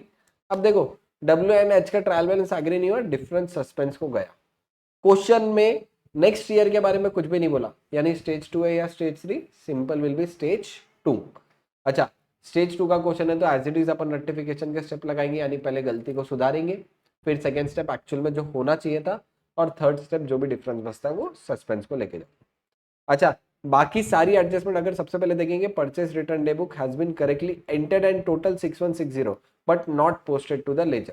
अब देखो परचेस रिटर्न बुक की टोटल परचेस अकाउंट में पोस्ट होनी चाहिए, पोस्ट नहीं हुई, पोस्ट कर दो। एंट्री क्या होगी, purchase account debit to suspense, कितने से 6160, ठीक है, ये एंट्री में कोई डाउट नहीं है। नेक्स्ट क्या है, the discount receipt of 1320 has been debited to discount allowed. अब देखो डिस्काउंट रिसिप्ट हुआ 1320, एंट्री क्या होगी, देखो creditor account debit to discount receipt, यानी डिस्काउंट रिसिप्ट क्रेडिट होना चाहिए था, लेकिन गलती से मैंने डेबिट किसको कर दिया, डिस्काउंट अलाउ। क्या डिस्काउंट अलाउ सर डेबिट होना चाहिए था क्या, नहीं, डिस्काउंट अलाउ डेबिट नहीं होना चाहिए, गलती को सुधारो, discount account allowed account credit कर दो। एक्चुअल में क्या क्रेडिट होना चाहिए था, डिस्काउंट रिसिप्ट, तो डिस्काउंट रिसिप्ट को क्रेडिट कर देना। मेरी एंट्री क्या बन जाएगी, suspense account debit to discount receipt and to discount allowed. एक बार डिस्कस भी कर लेते, बता भी देता हूँ। देखो मेरी एंट्री क्या होनी चाहिए, देखो आइडियली क्या creditor account debit to discount receipt हुआ, क्या होगा, देखो क्रेडिट तो डेबिट हुआ होगा, उसके बारे में कुछ भी गलत नहीं बोला, डिस्काउंट अलाउड डेबिट हो गया, डेबिट नहीं होना चाहिए था, तो रेक्टिफिकेशन एंट्री क्या बन जाएगी, डिस्काउंट अलाउड को क्रेडिट कर दो, डिस्काउंट रिसीव क्रेडिट कर दो, डेबिट को कुछ नहीं है तो सस्पेंस, एंट्री हो जाएगी suspense account debit to discount allowed and to discount receive. Next क्या है, देखो ध्यान दो, credit sale of credits the sales account had been under added by 10,000। Sales account को 10,000 से अंडर ऐड किया मतलब अंडर कास्टिंग के केस में अपन कैसा इफेक्ट देते, सेम इफेक्ट। सेम इफेक्ट मतलब क्या होगा, सेल्स अकाउंट क्रेडिट होना चाहिए था, अभी भी सेल्स अकाउंट को क्रेडिट कर दूंगा। मेरी एंट्री हो जाएगी suspense account debit to sales 10,000 से, क्या वही, क्या देखो suspense account debit to sales 10,000 से, वही एंट्री हुई। नेक्स्ट क्या है देखना, ध्यान देना, next is very very important, इसको स्टार मार्क करके रखना, इंपॉर्टेंट एडजस्टमेंट है। A credit sale of 1470 has been debited to customer account at 1740। अब देखो सेल कितने की थी, 1470 की, लेकिन हुआ क्या, कस्टमर अकाउंट में सेल कितने से गया, 1740। यानी क्या कस्टमर अकाउंट में क्या हुआ, ओवरकास्टिंग हुआ। और अगर कस्टमर अकाउंट में ओवरकास्टिंग हुआ, ओवरकास्टिंग के केस में क्या देते थे, अपोजिट इफेक्ट करते थे। जनरली देखो सेल के केस में एंट्री क्या होगी, debtor account debit to sales, but यहाँ पे डेटर अकाउंट डेबिट ओवरकास्ट हुआ होगा, तो अब ओवरकास्टिंग के केस में अपोजिट इफेक्ट देना पड़ेगा। यानी दोनों का डिफरेंस जो है 1470 माइनस 1740 कितना आ जाएगा, 270 आता है शायद से, 1470 माइनस 1740 ये आएगा 270। 270 रुपीज से मेरा कस्टमर अकाउंट ओवरकास्ट हुआ, यानी अब मेरे को कस्टमर अकाउंट क्रेडिट करना पड़ेगा। एंट्री क्या हो जाएगी, suspense account debit to customer 270। Again sir अब एक चीज ध्यान रखना, अगर कस्टमर अकाउंट ओवरकास्ट हुआ तो क्या ट्रायल बैलेंस में भी कस्टमर अकाउंट का बैलेंस ओवरकास्ट होके ही आएगा क्या, यस। और यहीं से ही अपनी इंपॉर्टेंट एडजस्टमेंट स्टार्ट होती है। एक तो देखो यहाँ पे ये वाली फोर्थ एडजस्टमेंट में क्या हुआ, मेरा कस्टमर अकाउंट ओवरकास्ट हुआ। अब अगर मेरा कस्टमर अकाउंट ओवरकास्ट हो रहा है, मतलब ट्रायल बैलेंस में भी मेरे डेटर जो है वो ओवरकास्ट होके आएंगे, मतलब ज्यादा बैलेंस से आएंगे। आइडियली 1470 के जो कस्टमर थे वो ट्रायल बैलेंस में कितने से आएंगे, 1740 से। अब देखना ये वाली एडजस्टमेंट डायरेक्ट पढ़ लो, देखो क्या है। अब बैड डेप्ट of ₹1560 has not been write off. अब सबसे पहली चीज, बैड डेप राइट ऑफ नहीं हुआ, बैड डेप राइट ऑफ कर दो। बैड डेप राइट ऑफ कर दो, बैड डेप की कंप्लीट ओमिशन की एंट्री क्या कर दूंगा मैं, सिंपल एंट्री हो जाएगी। देखो कंप्लीट ओमिशन की मेरी एंट्री हो जाएगी, बैड डेप की एंट्री, बैड डेप्ट अकाउंट डेबिट, डेबिट कितना 1560 टू डेटर अकाउंट 1560, ये मेरी एंट्री हो जाएगी। क्या एंट्री हो जाएगी, बैड डेप्ट account debit to debtor 1560 write off होना चाहिए था, राइट ऑफ कर दिया। आगे क्या बोला हुआ है देखो ध्यान देना, एंड प्रोविजन फॉर डाउटफुल डेब्ट should have been maintain at the rate 10% of trade receivable. अब देखो प्रोविजन फॉर डाउटफुल डेब्ट कितना बनाना चाहिए था मैंने, ट्रेड रिसीवेबल का 10%। अब यहाँ पे क्या बोला हुआ है आगे, ट्रायल बैलेंस में मेरे ट्रेड रिसीवेबल है 23,390। अब मेरे ट्रायल बैलेंस में ट्रेड रिसीवेबल 23,390 पे। मेरे को एक बात बताओ, ट्रायल बैलेंस के बाद में अपन एरर रेक्टिफाई कर रहे हैं या पहले, अपन एरर कर रहे हैं ट्रायल बैलेंस के बाद में एरर रेक्टिफाई। यानी ट्रायल बैलेंस में जो ट्रेड रिसीवेबल की अमाउंट है ये गलत है या सही है, ये अमाउंट गलत है। लेकिन जब मेरे को प्रोविजन बनाना है तो प्रोविजन में गलत अमाउंट पे बनाऊंगा या सही अमाउंट पे, सही अमाउंट पे प्रोविजन बनाना है। यानी सर ये अमाउंट तो मेरी हो गई गलत, यानी मेरे को करेक्ट अमाउंट इसकी फाइंड आउट करनी पड़ेगी। तो सर फटाफट आके निकालते इसकी करेक्ट अमाउंट कितनी होनी चाहिए। अब सबसे पहली चीज ध्यान दो, मेरे पास ट्रेड रिसीवेबल गिवन कितने, ट्रेड रिसीवेबल गिवन कितना गिवन था क्वेश्चन में, 23,390। इसमें से एक तो देखो बैड डेप्ट हुए, बैड डेप्ट में एंट्री गई, बैड डेप्ट अकाउंट डेबिट टू डेटर, यानी बैड डेप्ट account debit to debtor, debtor का बैलेंस कम हुआ। डेटर का बैलेंस कम हुआ तो क्या ट्रायल बैलेंस में जो ट्रेड रिसीवेबल थे इसका भी बैलेंस ऑटोमेटिकली कम हो जाएगा क्या, यस। तो लेस कर देना बैड डेप्ट, इतने का आ जाएगा 1560 के बैड डेप्ट।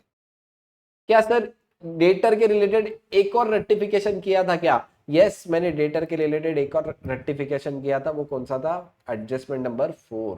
एडजस्टमेंट नंबर 4 में मैंने क्या किया था, मेरा डेटर जो था कस्टमर अकाउंट ओवरकास्ट था, इसलिए मैंने रेक्टिफाई क्या किया, बैलेंस को कम किया, 270 रुपए से कम किया। तो क्या मेरे ट्रायल बैलेंस के ट्रेड रिसेबल जो थे वो भी अगर मेरे को करेक्ट ट्रेड रिसेबल निकालना है तो कम करना पड़ेगा क्या, यस। यानी कस्टमर अकाउंट ओवरकास्टिंग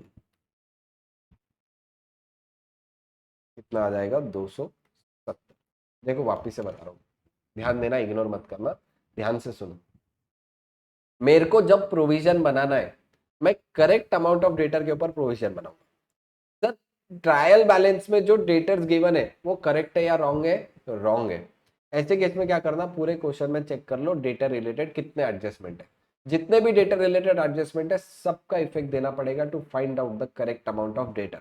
और एक बार करेक्ट अमाउंट ऑफ डेटा आ गया तो फिर मैं उसके ऊपर का 10% प्रोविजन बनाऊंगा।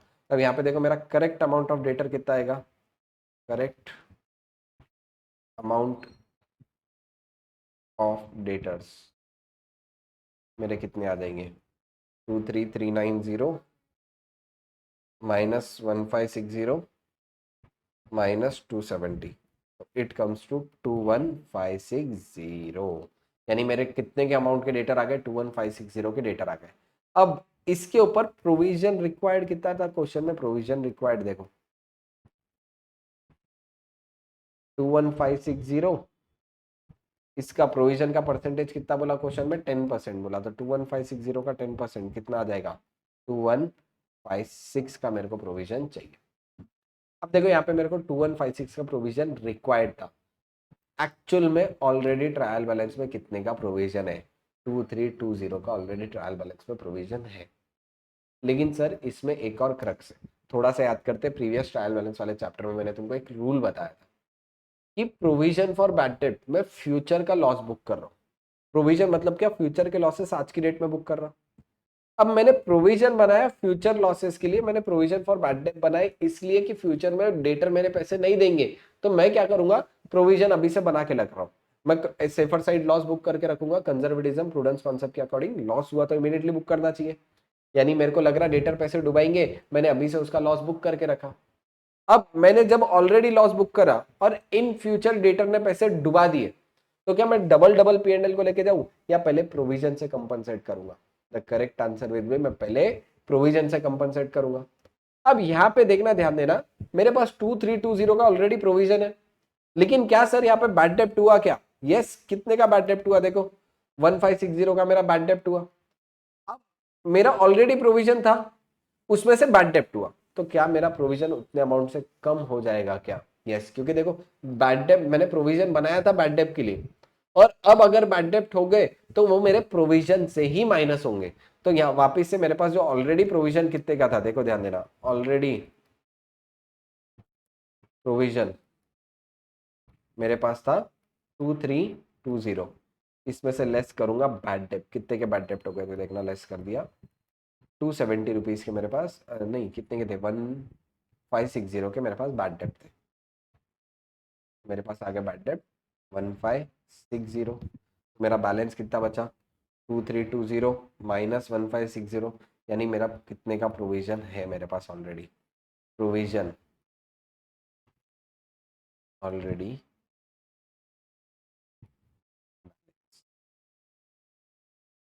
या फिर balance of provision already created, ऐसा लिखे, balance of provision already created कितने का है, 760 रुपए का मेरा प्रोविजन का बैलेंस है। मेरे को चाहिए कितना, 2156 का प्रोविजन चाहिए। अब देखो ध्यान देना, प्रोविजन रिक्वायर्ड है 2156 और प्रोविजन ऑलरेडी कितना है 760, तो शॉर्ट प्रोविजन या फिर provision to be charged to P&L, provision to be charge to the P&L मेरा कितना आ जाएगा, 2156 का मेरे को रिक्वायर्ड है और मेरे पास 760 है, यानी मेरे को 1396 का प्रोविजन बनाना पड़ेगा। देखो ध्यान देना, मेरे को प्रोविजन रिक्वायर्ड था 21560 का 10% मतलब 2156 मेरे को प्रोविजन चाहिए। मेरे पास प्रोविजन ऑलरेडी कितना है, 2320 का प्रोविजन था, उसमें से 1560 के बैड डेप्ट हो गए, बैड डेप्ट मैंने प्रोविजन बनाया बैड डेप्ट के लिए, बैड डेप्ट हुए तो यहाँ से माइनस करो, तो मेरे पास प्रोविजन बचा कितना, 760 चाहिए, 2156 है 760, यानी मेरे को और कितने का बनाना पड़ेगा, 1396 रुपीज का मेरे को प्रोविजन और एडिशनली क्रिएट करना पड़ेगा, यानी मैं कितने का प्रोविजन बनाऊंगा, 1396। सर आईसीआई ने क्या गलती करी, आईसीआई ने 1396 का प्रोविजन तो बनाया एज इट इज, लेकिन उन्होंने गलत क्या किया, उन्होंने एंट्री गलत कर दी। सर आइडियली प्रोविजन की एंट्री क्या होती है, देखो प्रोविजन P&L को चार्ज करने की एंट्री होगी मेरे लिए P&L account debit to provision, मेरी एंट्री क्या होगी, P&L account debit to provision 1396 से ये एंट्री होनी चाहिए, लेकिन उन्होंने गलती से मॉड्यूल में क्या किए, प्रोविजन टू P&L। कहीं पे भी देख लो, अगर प्रोविजन मेरे को P&L को चार्ज करना है तो एंट्री है होगी P&L account debit to provision होगा, लेकिन इन्होंने एंट्री क्या पास कर दी है, provision account debit to P&L।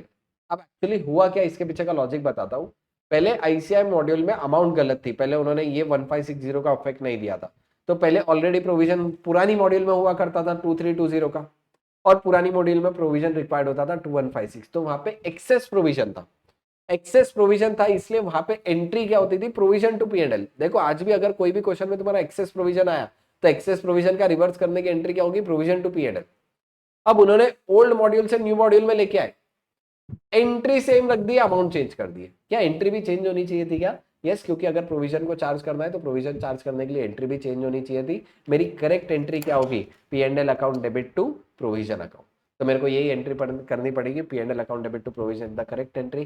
Sir exam में हम क्या फॉलो करें, यही एंट्री करके आओ and let's wait for the ICAI clarification. तो देखो ध्यान देना, यहाँ पे दो एंट्री करनी है, एक तो बैड डेप्ट अकाउंट डेबिट टू डेटर 1560 और दूसरी एंट्री क्या करनी है मेरे को, P and L account debit to provision. Sir एक बार फटाफट क्रक्स बता दो ये एडजस्टमेंट का, वापस से बता रहा हूँ। देखो सबसे पहले तो मेरे पास जो डेटर है ट्रायल बैलेंस में वो सही है या गलत है, गलत है। मेरे को सही अमाउंट के डेटर चाहिए, इसके लिए मेरे को क्या करना पड़ेगा, डेटर रिलेटेड जितनी भी एडजस्टमेंट है सारी एडजस्टमेंट में माइनस कर दूंगा, हटा दूंगा। एक बार डेटर रिलेटेड सारी एडजस्टमेंट हटा दिया, फिर मेरे पास करेक्ट अमाउंट ऑफ डेटर आ जाएंगे। जैसे यहाँ पे कितने आ गए मेरे पास, 21560 के आ गए। फिर इसके ऊपर प्रोविजन परसेंटेज अप्लाई करो, इसका प्रोविजन परसेंटेज 21560 का 10% 2156 मेरा प्रोविजन परसेंटेज इतना मुझे चाहिए। और उसके बाद देखो ऑलरेडी कितना है, ऑलरेडी कितना था 2320, लेकिन अगेन प्रोविजन बनाए थे अपन बैड डेप के लिए, और कल को चल के बैड डेप हुए तो बैड डेप पहले कहां से सेट ऑफ होंगे, प्रोविजन से। तो ऐसे केस में 2320 से 1560 का प्रोविजन हटा दो, बचे कितना 760। अब मेरे पास 760 का है और चाहिए मेरे पास 2156 का, तो दोनों का डिफरेंस कितना आ जाएगा, 1396 का प्रोविजन चार्ज करना पड़ेगा। प्रोविजन चार्ज करने के लिए एंट्री क्या होगी, P and L account debit to provision account, और यही मेरे को एंट्री करेक्ट एंट्री बनती है। देखो मैं बता दूं, आईसीआई का भी क्वेश्चन तुमको चेक कराता हूँ। ये जाएंगे अभी इमीडिएटली, लेटेस्ट स्टडी मटेरियल बताता हूँ। ये स्टडी मटेरियल फाउंडेशन अकाउंटिंग, यहाँ पे रेक्टिफिकेशन ऑफ एरर। अब देखना, ध्यान देना ये क्वेश्चन में क्या हुआ। इन्होंने आंसर में देखो क्या लिखा, charge to profit and loss 1396 लिखा, अपना भी 1396 आया क्या? Yes, charge to profit and loss account इन्होंने भी 1396, लेकिन भैया तुम ही बता दो चार्ज टू पीएनएल मतलब क्या होता है, पीएनएल डेबिट करना। लेकिन इन्होंने क्या किया, प्रोविजन फॉर डाउटफुल डेब्ट टू पीएनएल, मतलब एंट्री पूरी की पूरी उल्टी कर दी, पूरी की पूरी एंट्री रिवर्स कर दी। तो अगेन ये क्वेश्चन में आंसर गलत है, अपना करेक्ट आंसर रहेगा profit and loss account debit to provision for doubtful डेब्ट 1396। अच्छा, बैड डेब्ट की एंट्री तो अपने को करनी पड़ेगी। बाकी पूरी एडजस्टमेंट जो है ये क्वेश्चन में सेम, मतलब एज सच कोई मेजर उतना डिफिकल्ट पॉइंट नहीं था, तुम कर सकते हो। अगर कोई और एडजस्टमेंट में डाउट है तो मेरे को टेक्स्ट कर लेना, मैं तुमको बता दूंगा। तो ये मेन इंपॉर्टेंट क्रक्स है प्रैक्टिकल क्वेश्चन नंबर 1 का। आज अपन करने वाले सीए फाउंडेशन अकाउंट्स का practical question number 4 of rectification of errors chapter. Sir ये रेक्टिफिकेशन ऑफ एरर्स वाले चैप्टर में सबसे इंपॉर्टेंट एडजस्टमेंट है एक, जहां पे बहुत सारे स्टूडेंट को कंफ्यूजन है, तो वही एडजस्टमेंट के बारे में आज अपन डिटेल में डिस्कस करेंगे और मैं एक एक चीज बताऊंगा। देखो एडजस्टमेंट क्या, एडजस्टमेंट नंबर 6 थोड़ा सा कंफ्यूजिंग था प्रैक्टिकल क्वेश्चन नंबर 4 में। पहले ये एडजस्टमेंट डिटेल में डिस्कस करेंगे, फिर लगे तो क्वेश्चन का ओवरव्यू भी बता दूंगा। देखो क्या बोला हुआ है, goods worth ₹1000 were sent on sale on return basis to customer. अब देखो कोई भी कस्टमर को सेल ऑन रिटर्न बेसिस पे बेचना मतलब क्या, सेल और रिटर्न बेसिस मतलब क्या, मैंने सामने वाले को गुड्स दिए, लेकिन सामने वाले के पास एक ऑप्शन है कि भाई 15 दिन या 20 दिन के लिए तुम गुड्स रख के देखो, अगर पसंद आए तो गुड्स एक्सेप्ट करना और मेरे को पैसे बाद में देना, अदरवाइज मेरे गुड्स मेरे को रिटर्न कर देना। अब देखो ये सिनारियो में मैंने गुड्स दे दिए, लेकिन क्या सामने वाले ने अब तक एक्सेप्ट किया है या रिटर्न किया, मेरे को आज कंफर्मेशन है क्या, नहीं है। और ऐसे सिनेरियो में जब मैंने किसी पर्सन को गुड्स दे दिए, लेकिन वहां पे सेल आज नहीं होने वाली है, सेल कब होने वाली है, जब सामने वाला एक्सेप्ट कर लेगा कि हाँ भाई गुड्स मैं रख ले रहा हूं, वो टाइम पे मेरी सेल हो जाएगी। अदरवाइज उसके पास रिटर्न करने का ऑप्शन है और 15 दिन में रिटर्न कर देगा। अब देखो ये सिनेरियो में अगर मैं बताऊं, डिस्कस करूं, तो दो चीजें, देखो ध्यान, सामने वाले के पास दो ऑप्शन है, देखो ध्यान देना, यहां तो वो सेल को एक्सेप्ट कर ले कि भाई ठीक है मैं गुड्स परचेस करने तैयार, या तो फिर वो रिटर्न कर देगा। देखो यानी सामने वाले के पास कितने ऑप्शन हो गए, दो ऑप्शन, या तो एक्सेप्ट कर लेगा मतलब मेरा सेल कंप्लीट हो गया, या तो वो रिटर्न कर देगा यानी उसने वापस दे दिए गुड्स। अब ये सेल ऑन रिटर्न वाले सिनारियो में सर मैंने सेल कब रिकॉर्ड करनी चाहिए, जब मैंने उसको भेज दिए या जब उसने एक्सेप्ट किए? तो सेल रिकॉर्ड होगी जब सामने वाले ने गुड्स एक्सेप्ट किए। अब देखो ध्यान देना, यहाँ पे क्या हुआ कि ना तो सेल एक्सेप्ट हुआ है अब तक, ना तो अब तक रिटर्न आए, तो ना तो रिटर्न भी नहीं आए और सेल भी रिकॉर्ड नहीं हुआ, लेकिन बीच में आ गया मेरा 31 मार्च। तो ये सिनारियो में मेरे गुड्स किसी और के पास रखे हुए, ना तो उसने अब तक सेल एक्सेप्ट किया, ना तो अब तक रिटर्न किया। क्या मेरी ही इन्वेंट्री उसके पास रखी हुई है क्या नॉर्मली? यस। और मेरी इन्वेंट्री उसके पास रखी हुई है, क्या मैं उसको मेरी इन्वेंट्री का पार्ट कंसीडर करूंगा क्या? डेफिनेटली यस, मैं उसको मेरी इन्वेंट्री का पार्ट कंसीडर करूंगा, क्योंकि ना तो वो अब तक मेरे लिए सेल है, ना तो मेरे लिए रिटर्न है। अगर सेल सामने वाला एक्सेप्ट कर लेता तो सेल का ट्रांजैक्शन हो जाता, रिटर्न वाला ट्रांजैक्शन अगर वो वापस भेज देता, मेरे को रिटर्न आ गया, मेरी मेरी इन्वेंट्री मेरे पास आ गई। लेकिन अभी तो फिलहाल मेरी इन्वेंट्री उसके पास है, तो मैं 31 मार्च को आइडियली मैंने क्या रिकॉर्ड करनी चाहिए? इन्वेंट्री रिकॉर्ड नहीं करनी चाहिए। अच्छा सर, सेल कब तक रिकॉर्ड नहीं होगी? जब तक सामने वाला गुड्स को एक्सेप्ट नहीं कर लेता तब तक क्या मैंने सेल रिकॉर्ड करना है क्या? नहीं। सेल कब रिकॉर्ड होगी सर? जब सामने वाला गुड्स एक्सेप्ट कर लेगा। और अगर बीच में 31 मार्च आ गया, ना तो एक्सेप्ट हुआ ना रिटर्न हुआ, तो ऐसे किस सिनेरियो में मैं 31 मार्च को क्या करूंगा? मैं मेरी इन्वेंट्री रिकॉर्ड करूंगा। और इन्वेंट्री रिकॉर्ड इन्वेंट्री चैप्टर में अपन ने पढ़ा हुआ है। इन्वेंट्री रिकॉर्ड अपन कैसे करते हैं? इन्वेंट्री अपन रिकॉर्ड करते हैं कॉस्ट और NRV whichever is lower, जिसमें जनरली कॉस्ट ही लोअर आती है। अपन इन्वेंट्री रिकॉर्ड करते हैं कॉस्ट और NRV whichever is lower. Sir cost मतलब क्या? कॉस्ट मतलब अगर सिंपल बात बताओ, जो प्राइस में मैंने इन्वेंट्री खरीदी या फिर selling price minus profit will be the cost. Cost कैसे निकालूंगा मैं? सेलिंग प्राइस में से प्रॉफिट हटा दूंगा, तो मेरा कॉस्ट बच जाएगी, कॉस्ट ऑफ इन्वेंट्री। अब देखो ये क्वेश्चन में हुआ क्या, ध्यान देना। ये क्वेश्चन में क्या हुआ मेरा? 1,000 रुपए के गुड्स वर्थ थे। सबसे पहले वर्थ मतलब क्या? वर्थ जब भी क्वेश्चन में देगा, वर्थ का मतलब है सेलिंग प्राइस। 1,000 रुपए के सेलिंग प्राइस के गुड्स थे। कस्टमर के पास ऑप्शन है, या तो customer has option to sale on return basis entered in the sales book. अब देखो ध्यान देना, जब मैंने सेल ऑन रिटर्न बेसिस पे कस्टमर को गुड्स भेजे, क्या वो सेल्स बुक में एंट्री होनी चाहिए थी क्या? नहीं होनी चाहिए थी। क्यों नहीं होनी चाहिए थी? क्योंकि अब तक सेल है क्या?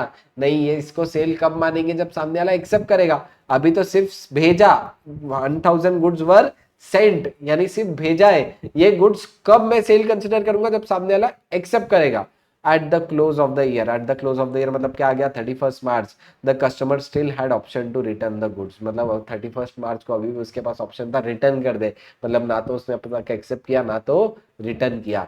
The sale price was 25% above cost. अब देखो यहाँ पे ये जो वर्थ दिया हुआ था नहीं, ये सेलिंग प्राइस दिया हुआ है, ठीक है। अच्छा, यहाँ पे क्या बोला हुआ है? 25% अबाउ कॉस्ट, यानी ये जो होगा 1,000 में 25% प्रॉफिट मिला हुआ है। अच्छा याद रखना एक और चीज, 1,000 में डायरेक्ट ये 25% कॉस्ट का परसेंटेज है या सेलिंग प्राइस का? ये 25% है मेरा कॉस्ट का, यानी मेरे को सेलिंग प्राइस का भी यहाँ पे परसेंटेज निकालना पड़ेगा। अब देखो सर, ये क्वेश्चन में गलत क्या हुआ? सबसे पहली गलती तो यही, मैंने सेल्स बुक में रिकॉर्ड कर लिया। क्या सेल्स बुक में रिकॉर्ड करना चाहिए था क्या? नहीं करना चाहिए था। दूसरी चीज, मैंने इन्वेंट्री रिकॉर्ड करूंगा क्या मैं? यस। क्यों इन्वेंट्री रिकॉर्ड करूंगा? क्योंकि मेरे लिए इन्वेंट्री रिकॉर्ड करना जरूरी रहेगा। अब ऐसे सिनारियो में ध्यान दो, तुम्हारे लिए यहाँ पे कुछ नोट्स लिख के लाया हूं मैं, देखो ध्यान देना, वेरी वेरी इंपॉर्टेंट। मैंने सेल ऑन रिटर्न बेसिस में क्या करना चाहिए? सेल ऑन रिटर्न बेसिस मतलब क्या? Sale on return basis means buyer has option to accept the goods और return the goods within a fix period of time. एक period of time में उनके पास ऑप्शन है, या तो गुड्स एक्सेप्ट कर ले या तो फिर रिटर्न कर दे। Sales should not be recorded until the goods are accepted by the customer. Sales कब तक रिकॉर्ड नहीं करूंगा? जब तक कस्टमर गुड्स एक्सेप्ट नहीं कर लेता। तो कस्टमर ने अगर अब तक गुड्स एक्सेप्ट नहीं किए तो मैंने सेल रिकॉर्ड करना चाहिए क्या? नहीं। ऑन 31 मार्च अगर कस्टमर ने एक्सेप्ट नहीं किया गुड्स और इन्वेंट्री अभी भी है, तो मैंने इन्वेंट्री रिकॉर्ड करनी चाहिए। सर इन्वेंट्री रिकॉर्ड करने की फटाफट एंट्री बता दो। तुमको पता है, तुमको फाइनल अकाउंट्स में एडजस्टमेंट पता होगी, मैं आज एंट्री बता देता हूँ। इन्वेंट्री की एंट्री होगी मेरी inventory account debit to trading account.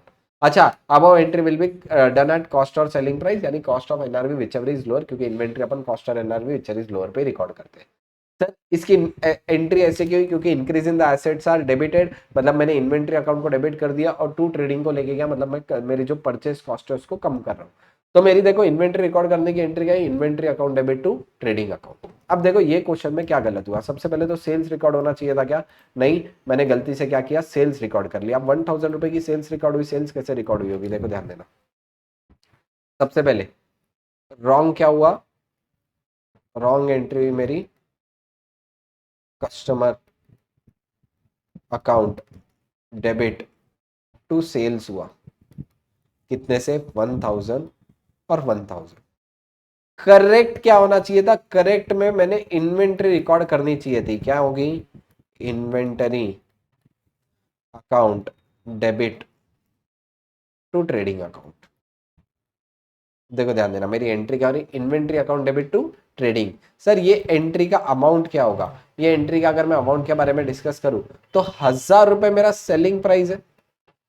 Sir question में बोला क्या हुआ है, क्वेश्चन में बोला हुआ है 25% ऑन कॉस्ट। अब देखो अगर इसका सिंपल बात बताऊं तो कॉस्ट का परसेंटेज में डायरेक्टली सेलिंग प्राइस में से माइनस नहीं कर सकता, इसके पीछे का सिंपल लॉजिक बताता। अगर कोई चीज 100 रुपए की है और उसके ऊपर 25% प्रॉफिट कमा रहा हो तो वो चीज कितने की हो गई, 125। लेकिन अगर मैं इसमें से वापस 25% माइनस करूंगा तो ये 25% माइनस करके चेक करो कितना आ जाएगा, ये आ जाएगा 92.5। यानी अगर 100 में 25 ऐड किया तो 125, लेकिन 25 माइनस करने के बाद 100 हो रहा, क्या नहीं हो रहा, क्यों, क्योंकि यहाँ पे ये जब 25 माइनस होगा तब 125 का माइनस होगा 25%। इसलिए क्या मेरा सेलिंग प्राइस का परसेंटेज और कॉस्ट का परसेंटेज अलग अलग रहेगा क्या, यस। ये चैप्टर का डिटेल लॉजिक मैंने तुमको इन्वेंटरी चैप्टर पढ़ाते टाइम बताया था कि ये परसेंटेज का लॉजिक क्या है। खाली इतना याद रखना अभी के लिए, सेलिंग प्राइस का परसेंटेज और कॉस्ट का परसेंटेज अलग अलग रहेगा। मेरे को यहाँ पे क्वेश्चन में किसका गिवन है, कॉस्ट का, लेकिन क्या मैं सेलिंग प्राइस में से माइनस कर सकता क्या, नहीं। तो अब इसमें देखो प्रॉफिट अपन कैसे निकालेंगे। प्रॉफिट कितना था मेरा 25%, तो मैं सिंपली क्या करूंगा 1000 इंटू 25 बाय 125 कर दूंगा। बाय 125 क्यों करा, क्योंकि मेरा 25 इंक्लूड करूंगा तो 100 प्लस 25 कितना होगा 125, यानी 1000 है मेरा 125 पे तो 100 कितना। तो अगर तुम देखेंगे तो प्रॉफिट आ जाएगा 200। यानी आइडियली मैंने इन्वेंट्री कितने पे रिकॉर्ड करनी चाहिए, 800 रुपए में इन्वेंट्री विल बी रिकॉर्डेड। तो 800 रुपए की इन्वेंट्री, इन्वेंट्री कैसे रिकॉर्ड करूंगा, देखो एंट्री हो जाएगी मेरी inventory account debit to trading 800 रुपए से और 800 रुपए से। अब देखो ये एंट्री होनी चाहिए थी, हुआ है customer account debit to sales. अब देखो इसको कैसे रेक्टिफाई करूंगा मैं, सिंपली अगर मैं बताऊं तो क्या कस्टमर अकाउंट मेरा डेबिट होना चाहिए था क्या, नहीं, तो कस्टमर अकाउंट को क्रेडिट कर दो तो मेरी रेक्टिफिकेशन एंट्री में हो जाएगा टू कस्टमर अकाउंट कितने से 1000। क्या सेल्स अकाउंट क्रेडिट होना चाहिए था क्या, नहीं, तो सेल्स को डेबिट कर दो, सेल्स अकाउंट डेबिट कितना हो जाएगा 1000 से। सेकंड चीज क्या होनी चाहिए, देखो एक तो ये एंट्री और दूसरी एंट्री, करेक्ट एंट्री को रिकॉर्ड करना चाहिए था, रिकॉर्ड कर लो, inventory account debit to trading कितने से होगा ये inventory account debit to trading 800 और 800। लेकिन अब एक चीज ध्यान देना, क्या मैं यहाँ पे सेल लिख सकता, क्या नहीं लिख सकता सेल्स, क्योंकि स्टेज 3 है, इसलिए क्या आ जाएगा P&L एडजस्टमेंट। अगेन ट्रेडिंग भी, ट्रेडिंग की जगह ट्रेडिंग लिख सकता क्या, नहीं, तो ट्रेडिंग की जगह क्या आ जाएगा P&L एडजस्टमेंट। अब मॉड्यूल में क्या किया, मॉड्यूल में उन्होंने ये दोनों एंट्री को भी सिंप्लीफाई कर दिया। देखो ध्यान देना, क्या ये P&L एडजस्टमेंट 1000 से डेबिट, P&L एडजस्टमेंट 800 से क्रेडिट, मैं दोनों को नलीफाई कर सकता क्या, यस। यानी आइडियली P&L एडजस्टमेंट डेबिट कितने से बचेगा, P&L एडजस्टमेंट डेबिट बचेगा मेरा 200 से। इन्वेंट्री देखो, इन्वेंट्री अकाउंट डेबिट हो जाएगा, इन्वेंट्री अकाउंट डेबिट हो गया मेरा 800 से, टू कस्टमर हो गया 1000। यानी मैंने क्या किया, आइडियली मैंने ये दोनों एंट्री को एक कॉमन एंट्री में सिंप्लीफाई कर दिया। सर एग्जाम में यहाँ पे मॉड्यूल में एक एंट्री है, लेकिन एक बार बताओ क्या, एक बार इन्होंने पास्ट ईयर क्वेश्चन में ऐसा ही सिमिलर क्वेश्चन पूछा, वहां पे इन्होंने 2 एंट्री सजेस्टेड आंसर में बनाई है। वो वाला क्वेश्चन भी अभी तुमको 2 मिनट में बता दूंगा। लेकिन क्या सर एक एंट्री कर सकते हैं क्या, यस। क्या सर 2 एंट्री करना भी करेक्ट होगा क्या, यस। सर एक एंट्री का शॉर्टकट वाला लॉजिक बता दो, शॉर्टकट वाला लॉजिक सिंपल बताता हूँ। देखो सेल हुई नहीं तो सेल के ऊपर का प्रॉफिट हटा दो, प्रॉफिट रिवर्स, 200 रुपए का प्रॉफिट था, 200 रुपए का प्रॉफिट अपन ने रिवर्स कर दिया, P&L adjustment debit. Inventory record नहीं है, 800 से इन्वेंट्री रिकॉर्ड कर दो, और कस्टमर से अब तक पैसे आना बाकी नहीं थे, इसलिए कस्टमर को 1000 से रिवर्स कर दिया। This was about sale on return basis. देखो वापस से समराइज कर दे रहा, सेल ऑन रिटर्न बेसिस में करना क्या है, सर जब तक एक्सेप्ट नहीं होते तब तक सेल्स रिकॉर्ड करना ही नहीं है। अगर सेल्स रिकॉर्ड कर लिया तो सेल्स को रिवर्स कर दो। अगर मेरी इन्वेंट्री किसी और के पास है तो मेरे को इन्वेंट्री रिकॉर्ड करनी चाहिए क्या, यस। तो इन्वेंट्री रिकॉर्ड करने की एंट्री क्या होगी, inventory account debit to trading. अब अगर इसी को रेक्टिफाई करना है, नहीं हुआ तो सेल्स को रिवर्स करने के लिए एंट्री क्या करूंगा मैं, customer account debit to sales, यानी customer account debit to P&L adjustment, और उसके sorry P&L adjustment account debit to customer. और इसके बाद इन्वेंट्री रिकॉर्ड करूंगा, इन्वेंट्री रिकॉर्ड करने की होगी inventory account debit to trading, लेकिन again inventory account debit trading है कौन से इस पे होगी, कॉस्ट और NRV whichever is lower, और जनरली तुम्हारी कॉस्ट लोअर आएगी। अब ऐसे सिनारियो में अगर स्टेज 3 है तो सेल्स की जगह पीएनएल एडजस्टमेंट हो गया, ट्रेडिंग की जगह पीएनएल एडजस्टमेंट हो गया, तो मेरी एंट्री अब इसको कंबाइन एंट्री करके भी बना सकता है क्या, yes, PNL adjustment account debit, inventory account debit to customer account.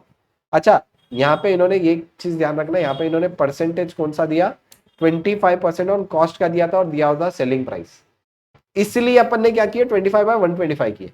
लेकिन अगर कोई क्वेश्चन में डायरेक्टली 25% ऑन सेल दिया तो फिर मैं डायरेक्टली 25% माइनस कर सकता हूँ क्या, डेफिनेटली यस, तुम डायरेक्टली 25% माइनस कर सकते हो।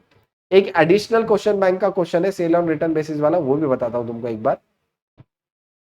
इट इज क्वेश्चन नंबर है, देखो यहाँ पे, goods worth ₹1600 were sent on sale on return basis to customer entered in sales day book. क्या सेल्स में एंट्री होनी चाहिए थी क्या, नहीं, 1600 की सेल्स रिवर्स कर दो, सेल रिवर्सल की एंट्री क्या हो जाएगी, देखो ध्यान देना वापिस से, sales account debit to customer यानी PNL adjustment account debit to customer 1600 से रिवर्स कर दूंगा, इन्होंने वही एंट्री की है, PNL adjustment account debit to customer.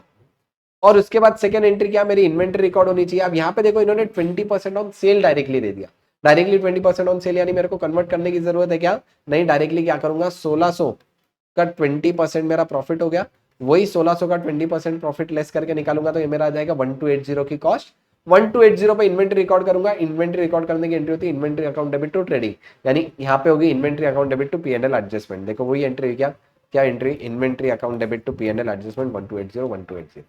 यानी मॉड्यूल में इन्होंने कंबाइन एंट्री किया, और यहाँ पे देखना ध्यान देना कब का पेपर है, PYQ जैन 2021 में इंडिविजुअल एंट्री की, सर कंबाइन भी चलेगी इंडिविजुअल भी चलेगी, मैं प्रेफर करूंगा कि अगर कंबाइन कर सकते हो तो कंबाइन कर लो।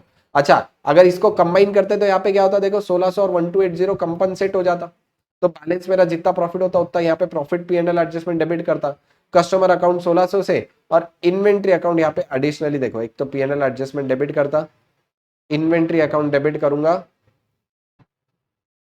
इन्वेंट्री अकाउंट डेबिट करूंगा कितने से, 1280 टू कस्टमर, 1600 से कस्टमर रिवर्स हो जाएगा। अगर यहाँ पे नेट ऑफ एंट्री एक सिंगल एंट्री पास करूं तो मेरा पीएनएल एडजस्टमेंट इनडायरेक्टली डेबिट कितने से होगा, 1600 माइनस 1280, यानी मेरा पीएनएल एडजस्टमेंट डेबिट होगा ऐसे केस में 320 रुपीज से मेरी नेट ऑफ होगी। So this was about sale on return basis के केस में रेक्टिफिकेशन कैसे करना है। अगेन ये क्वेश्चन में यही एक इंपॉर्टेंट एडजस्टमेंट है, बाकी सारी सिमिलर और सेम एडजस्टमेंट है जो कि इजी है। ये एक इंपॉर्टेंट एडजस्टमेंट थी, practical question number 4 of rectification में वो अपन ने सीख लिए। इसके अलावा भी अगर ये क्वेश्चन में कुछ डाउट है तो तुम मेरे को कमेंट करके या डायरेक्टली डाउट मैंने नीचे नंबर डाला हुआ है वो पूछ सकते हो। और अगेन अगर तुमको ऐसा कोई और क्वेश्चन डिफिकल्ट लगता है कोई भी चैप्टर का तो तुम वो कमेंट में डालो कि सर ये वाला क्वेश्चन भी डिफिकल्ट है, तो मैं उसके ऊपर के भी क्रक्स और उसके ऊपर डिटेल एक्सप्लेनेशन वीडियो लेके आऊंगा। Thank you and stay tuned.